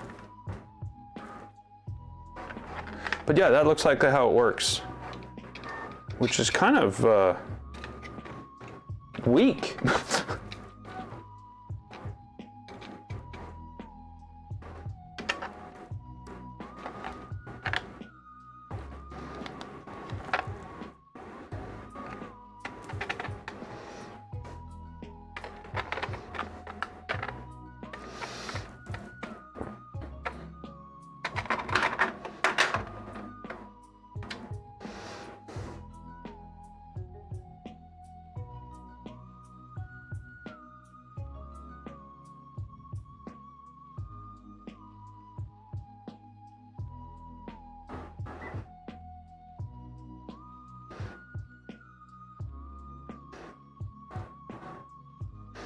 No, see, I'm way back in the chat. So people, you know, they think the government should have more power against company. I think we're actually regressing. The government is giving up power to companies. Like there used to be a thing, well, you know, the Standard Oil thing, where years ago, all the oil companies all just sort of merged and bought each other out until there was only one. And then all the prices started going up and up and up and up and up. And then the government was like, hey, wait a minute. There's a problem with this. And this is a thing that will happen if we allow it to. So we should stop it. So then there was the monopoly busting. But you notice that's all been thrown out the door. Basically, the companies now have so much power that the government has none against it. And they're the ones driving the boat now. And they won't fix the boat, they'll drive it until it sinks. So yeah, rampant capitalism is, you know, yeah, capitalism is great. You know, the idea behind it is fabulous. It's that the people will drive things forward, right? What the people choose is, you know, just by you spending your dollar, you've made a decision. But obviously that doesn't work when there's only one company selling the groceries. You know, that doesn't work when there's, you know, there's only one airline flying out of your town. Because they're going to make a profit no matter what. And if their stockholders say the profit isn't high enough, well, they're going to make more profit no matter what. And that's the cycle that we've created by allowing these huge monopolies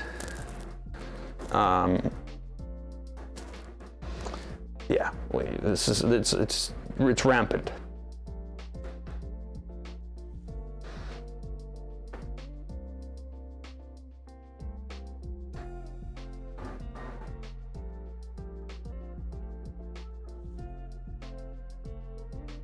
Yeah, they sold their customers for $1 billion. They sold their customer base. And, you know, they've eliminated competition too. Who are those people going to go to? Yeah, yeah. It's the same thing here with Rogers buying Shaw. You know, if I want, well, I guess there's Bell. But, you know, like, they're all within an agreement not to compete anyway. You know, it's just all a bunch of freaking light bulb companies. That's all it is. It's a bunch of light bulb companies. Lasts up to 1,000 hours, but that's it, right, guys? We stop them from lasting after 1,000 hours. Yeah, that's what we do. It's all just a bunch of light bulb companies. Sorry. Like, if you want a conspiracy, there's a true conspiracy where all the light bulb companies got together and made light bulbs die after 1,000 hours, came to an agreement on it, and actually run tests so that light bulbs die after 1,000 hours. And then they put out ads so they last up to 1,000 hours or last over 1,000 hours, guaranteed. But they die soon after, so you have to go buy more light bulbs. And it's a real thing. This is a real thing that really happened. And now all we got is a bunch of frickin' light bulb companies.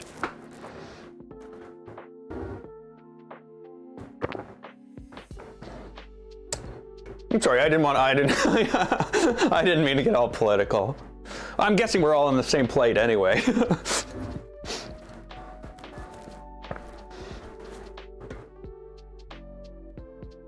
I'm gonna go get more coffee. I can still talk though, because, you know.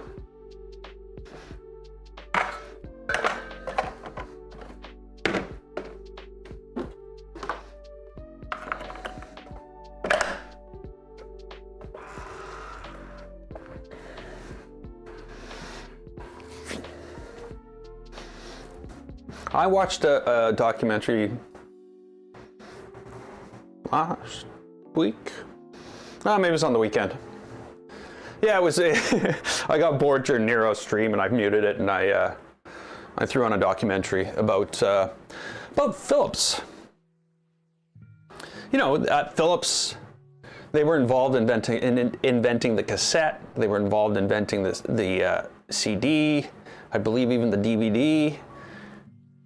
They were involved in all of those things. They had like huge research facilities, and now they don't do anything. Philips started off, again, as a light bulb company, I believe. They made light bulbs. They were part of that consortium that got together with their light bulb mafia, the light bulb mafia, and they made these rules that, you know, the light bulbs had to die. Every light bulb must die. So yeah, they were part of this, but they grew up into a very, very big company. They did a lot of things. And now they do nothing. You think that Philips light bulb you bought, the Hue lights, are Philips? Nope. Nope, they're not. They even sold their light bulb part of their company. So Philips doesn't even make light bulbs anymore. You know what Philips does? They sign up people to license the name Philips. That's 99% of their business. And that's just pathetic. Like, the whole thing's a lie. Like, there are no Philips light bulbs. Philips Hue isn't a thing from Philips. It's from somebody else that pays Philips to use the name Philips.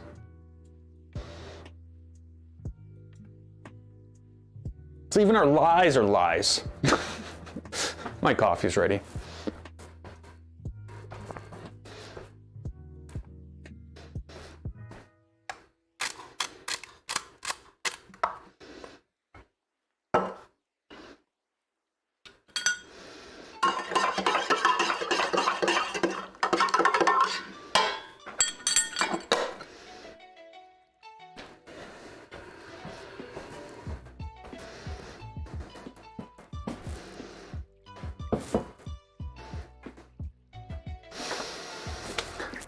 Ah.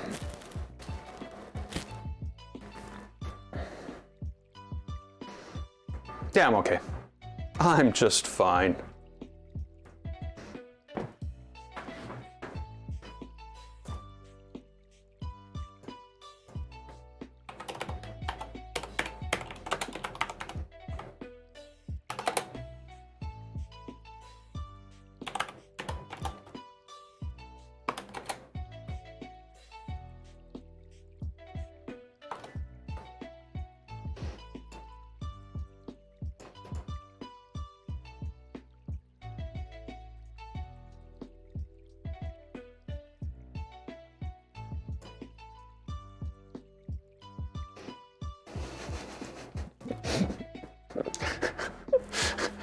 Fuck. I say all this, and meanwhile I work for a company that's worth $159 billion.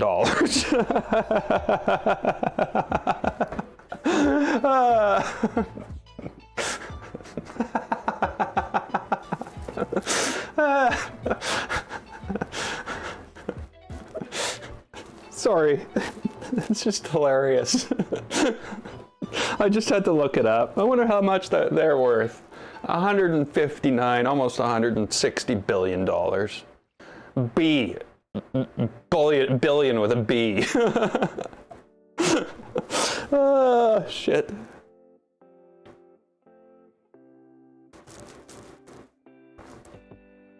What are you gonna do?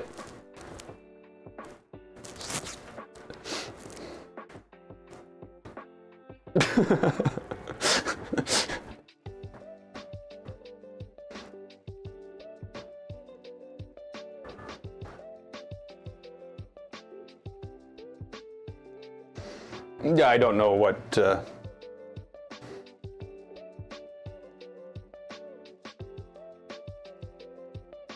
Oops.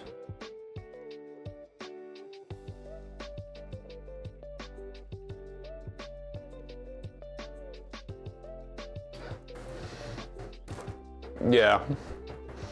Yeah. They made $61 billion last year.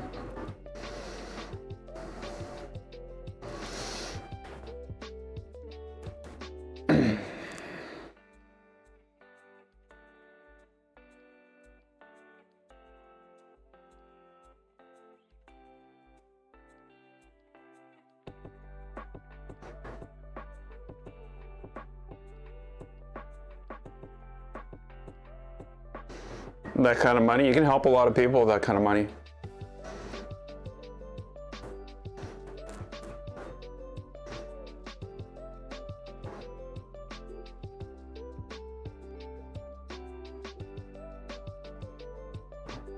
But oh well. Now I feel sad.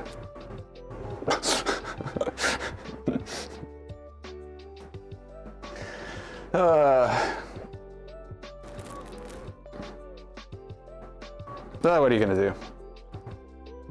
It's not like we have a choice. Go off grid, live in a cabin somewhere, grow your own vegetables.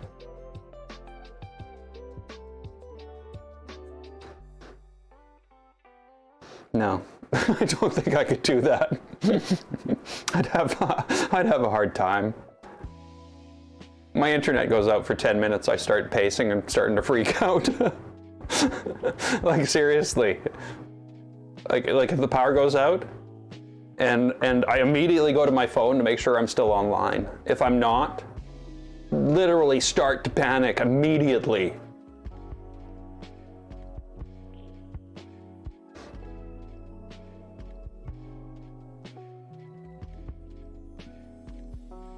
Oh, I got the email for Starlink just the other day. They have a big sale going on. I think it was from Starlink. Either that or it was a lie. Or, you know.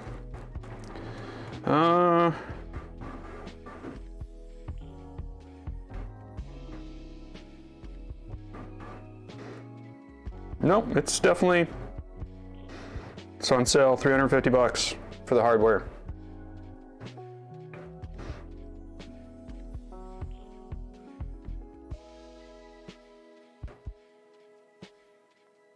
Not like I live in an apartment, so what am I going to do? No, I'm not interested. But you know, it's nice to see the first phase of that technology out there. Obviously, it's going to get better and better.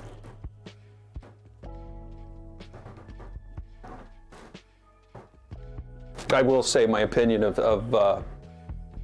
Mr. Musk has changed drastically over the last year, though. Drastically. Oh, I think he's lost his mind, actually.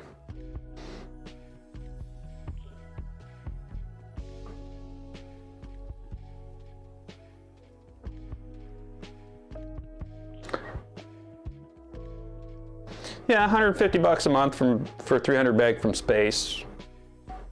I don't know what the portable one.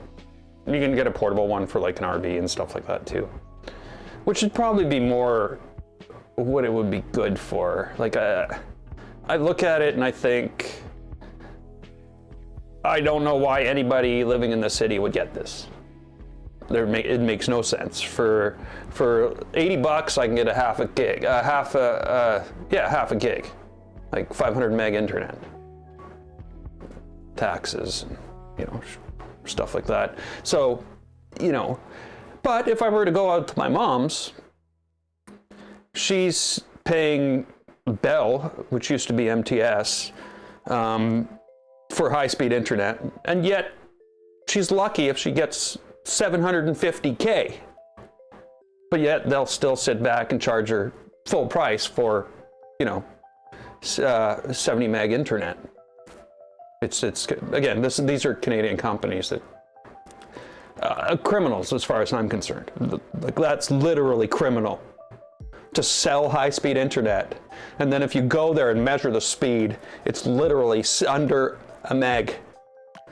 I was there for Christmas once, and I bought Subnautica on the PlayStation 4. I started the download. It took more than a day. Like, it's just insane. And it should be criminal. There should be fines. There should be laws against doing that. You know, oh no, you're on our lowest tier of internet. You can't go any lower. Well, you do.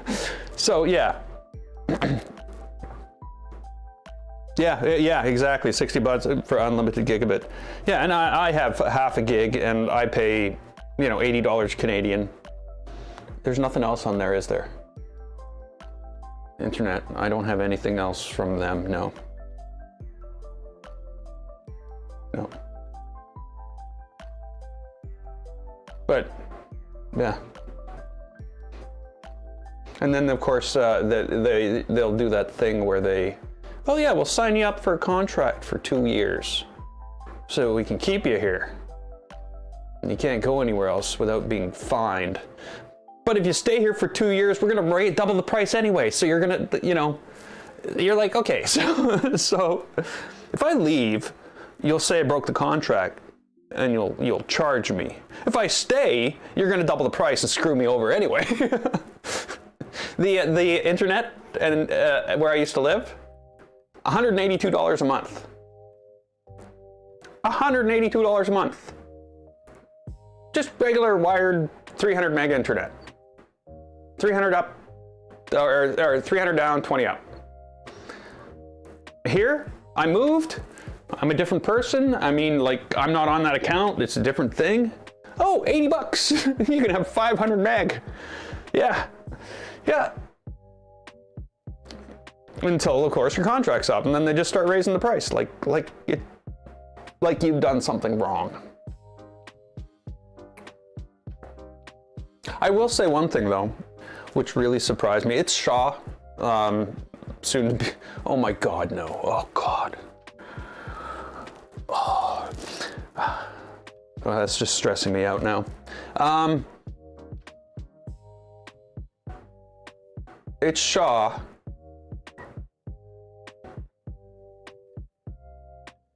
What was I going to say?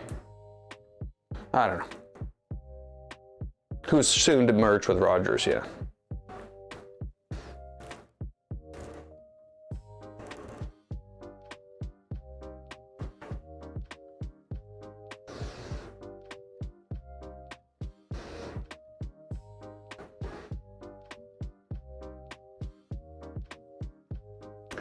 So I have to lean towards, this is working now. There would be no way I would have got this far in a print before. We're at 53 degrees in the top corner right here. Bottom 52, or sorry, 51. So yeah, it's pretty warm in there. And that motor's not stopping. Everything's still going.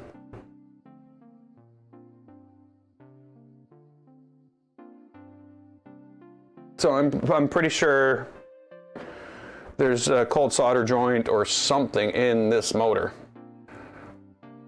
And as soon as it reached the 50, 60 degrees, though it got pretty warm itself, I will say. Like you wouldn't have want to go and put your hand on this while it was printing. 173 for Shaw Gigabit and TV. That's literally insane. But I guess it depends on the TV. With the other one that I had, that was internet and a phone. There was no TV, and it was $182 for 300 meg. And the problem was, that was 300 meg and a customer that had been a customer with them for, 15 years. So after 5 years, they're just like, screw this person, we'll just crank up the price. And the next thing you know, you're paying $182 for what if somebody walked in there that day and wanted that, they'd get it for less than 100. LDO looks thicker? Oh no, they're identical. Yeah, they're the same.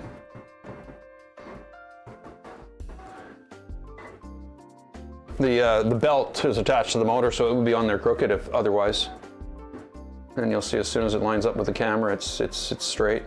Well, it's not, you know what I mean. Yeah, it's the same. Bell's unreliable. I used to have MTS internet. Like when both internets were slow, I had MTS and Shaw, and I had I guess a load balancer that I would use that would take certain traffic and go out through one and use other traffic for the other. And then I used a router, what was it?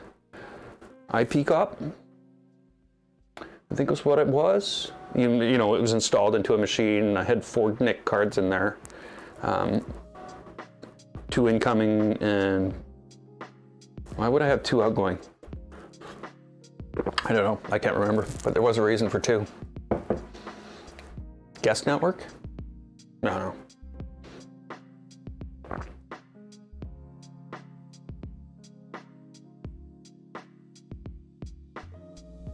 Hey, Swans.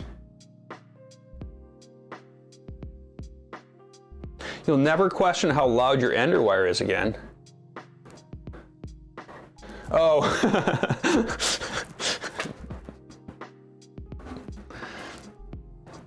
Yeah, I guess I'm sitting here. Microphone's here. I'm actually leaning on a printer that's printing right now, and I'm pretty sure it's pretty quiet.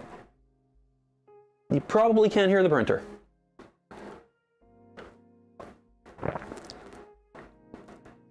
See, I think about the whole loud and printers things. And I swear there was nights where I would have a printer running in the same room I was sleeping in.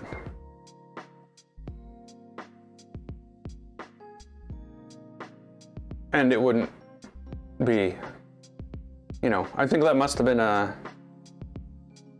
that would have been an Ender 5 Pro.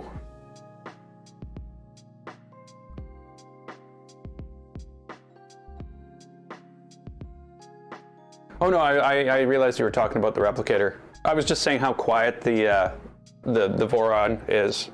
Like really, these printers for what they are, they're great when it comes to quiet. I could easily have something like this running in a bedroom and sleeping at the same time.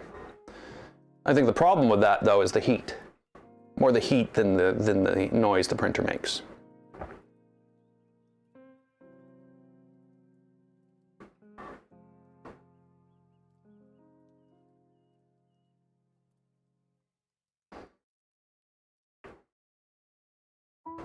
Is it loud just because of the mode the motors are working in, or?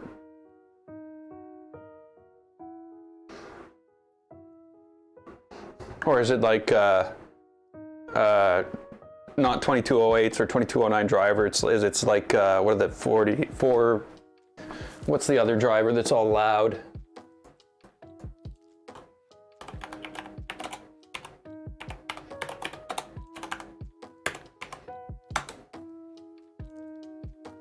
$4988s.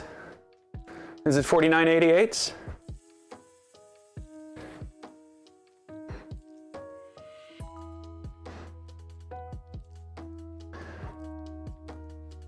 Yeah, A49. Yeah. Yeah, they're loud. And you know, like I'm gonna say something. Okay, Bruce, thanks for hanging out. It's actually been a blast. Getting all, whatever we're getting political. I was always blown away. The 4988s. I can't remember. G-Tech? Is that a? I think this is what it was. G-Tech. G-E-E-E Tech printer. And it was a dual extruder with a mixing tool end, I think. G20? Is that right? Whatever. And yeah, it had 4988s, and I was used to the Ender, which had 2008 2008s, which had quiet drivers on them, and I just couldn't understand how the chip made it loud.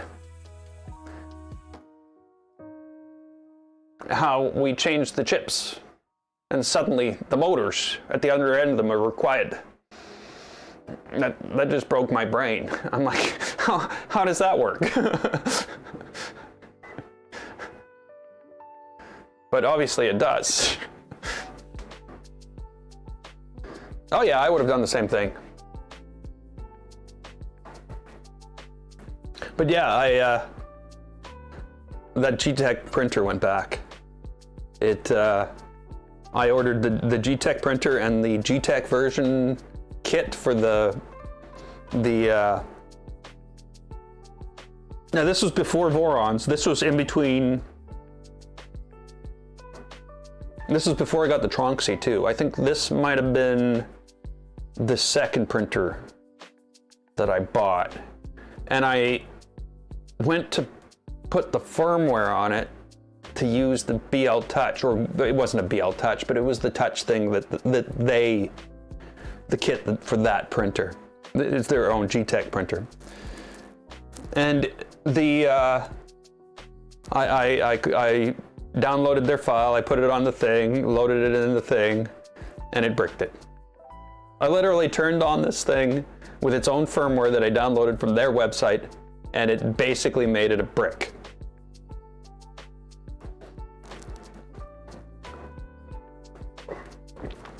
So that was that. I was able to talk to it, to be able to see it was there when I hooked up Octoprint, but there was no way I could get firmware on it. All I knew with it was there was a board there with nothing on it. Now, of course, it would be a different story, but I think it was probably best that I just packed it up and returned it. Especially back then when, the returns were free and not a pain in the butt. Not that they're not free, but Amazon's, you pay. I've been an Amazon Prime customer for a long time.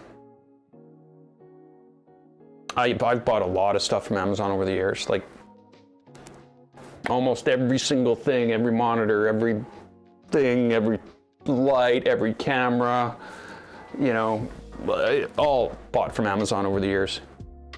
And yeah, they decided suddenly they're going to change the way they do refunds or returns. And now they're going to make it as big of a pain in the ass as they possibly can. So yeah, that's what they did. So now I just make sure the stuff, I don't actually, it's funny. I don't order from Amazon anymore. I can't afford to since I moved.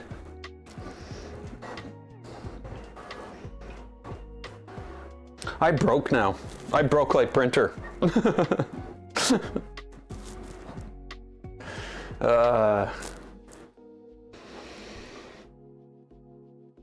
So yeah, I think we fixed the Trident. So now I've got two printers.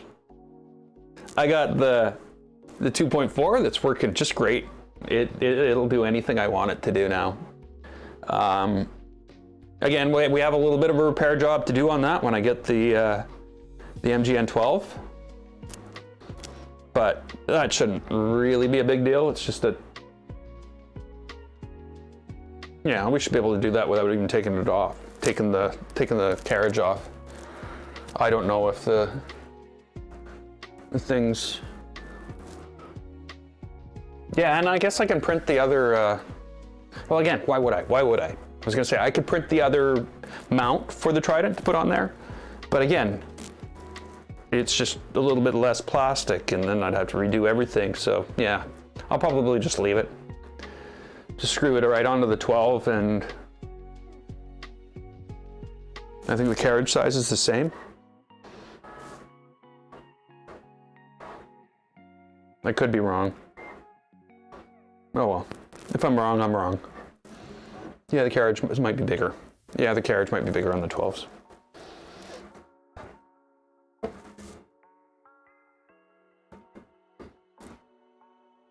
I guess I'll figure it out. I'll print the part anyway, and then when we go to change it, we'll have it.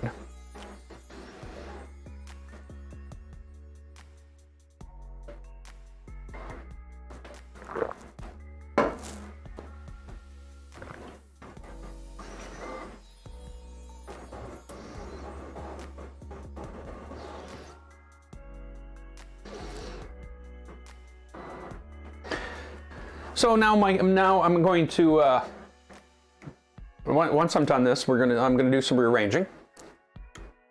I'm going to obviously the next thing that we're going to be working on is either the Enraged Rabbit carrot feeder or the MMU2. I really want to get the MMU working. I think there's much more chance of me getting that working because I have full control over the software. And I can do things that I understand. The ERCF is a lot more complicated, has a lot more variables, like varying pressures on different feeders, etc. Whereas none of that applies to the MMU2. So I think what we're going to do is we're going to try to get that running. That means I'm going to actually have to rebuild this.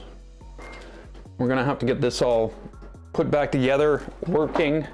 I'm going to throw this motor in it. We'll see what happens. It might work. It might be fine. This could all be because of the heat. Whereas this motor just did not like being 60 degrees. Well, it was probably closer to 100. I did do some reading though. Like really, these motors should be fine up to over 100 degrees. I think they're rated to like 105 degrees or something like that. Even the driver chips, those things are rated to like what is it, 143 degrees before they shut down. They start warning at 123 or something like that. But like that's some crazy temperatures for a tiny chip.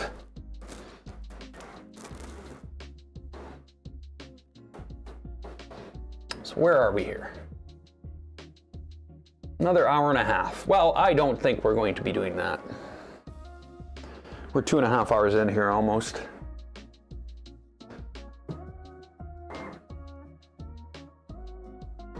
And if I'm given the opportunity to keep chatting, I'm going to say something stupid. No, I'm just kidding.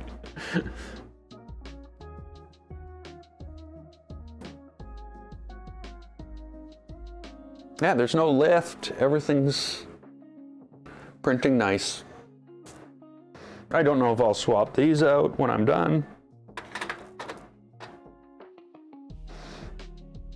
But being that we've already been printing for like an hour and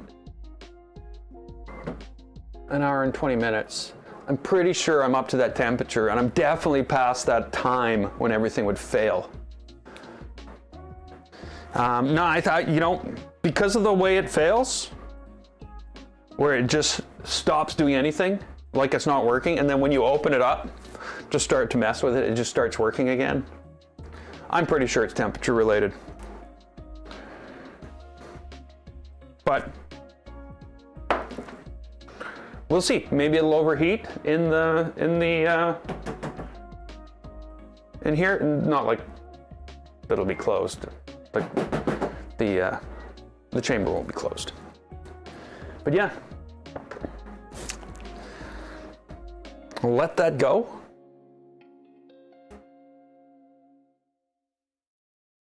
And I don't know, I'll send a picture in Discord or something.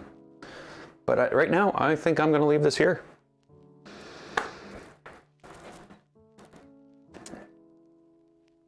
It's been fun hanging out. I'm definitely going to aim to get another stream in pretty soon. I literally, on Monday, I did not know what day it was. Oh, yeah. Yeah. We'll see. We will experiment with it. And then we'll also start, like I said, we'll start experimenting with the MMU2 and the ERCF again. You know, what else are we going to do? It's going to be a while before I can build that Trident with the Hydra bed. Too many parts to buy. Like I figure I've got $1,000 in parts to buy. Oh, even the bed's 220 bucks Canadian with shipping. You know, by the time it gets here, it's the same bed as the it's the Mandelbrot Metalworks. But yeah, I'm gonna leave this here. I'll be back soon. We'll get the next build on the way, or the next thing ready to go as soon as possible. I know it's hard to stream on weekends. I know last time I streamed, I happened to just stream at exactly the same time Nero started. So yeah, and I noticed the difference. I really noticed the difference. So yeah, I always see you guys there. So yeah, that's it for today. I'll see you guys in the next stream. Take care, everyone. Later. I don't even know how to stop this anymore.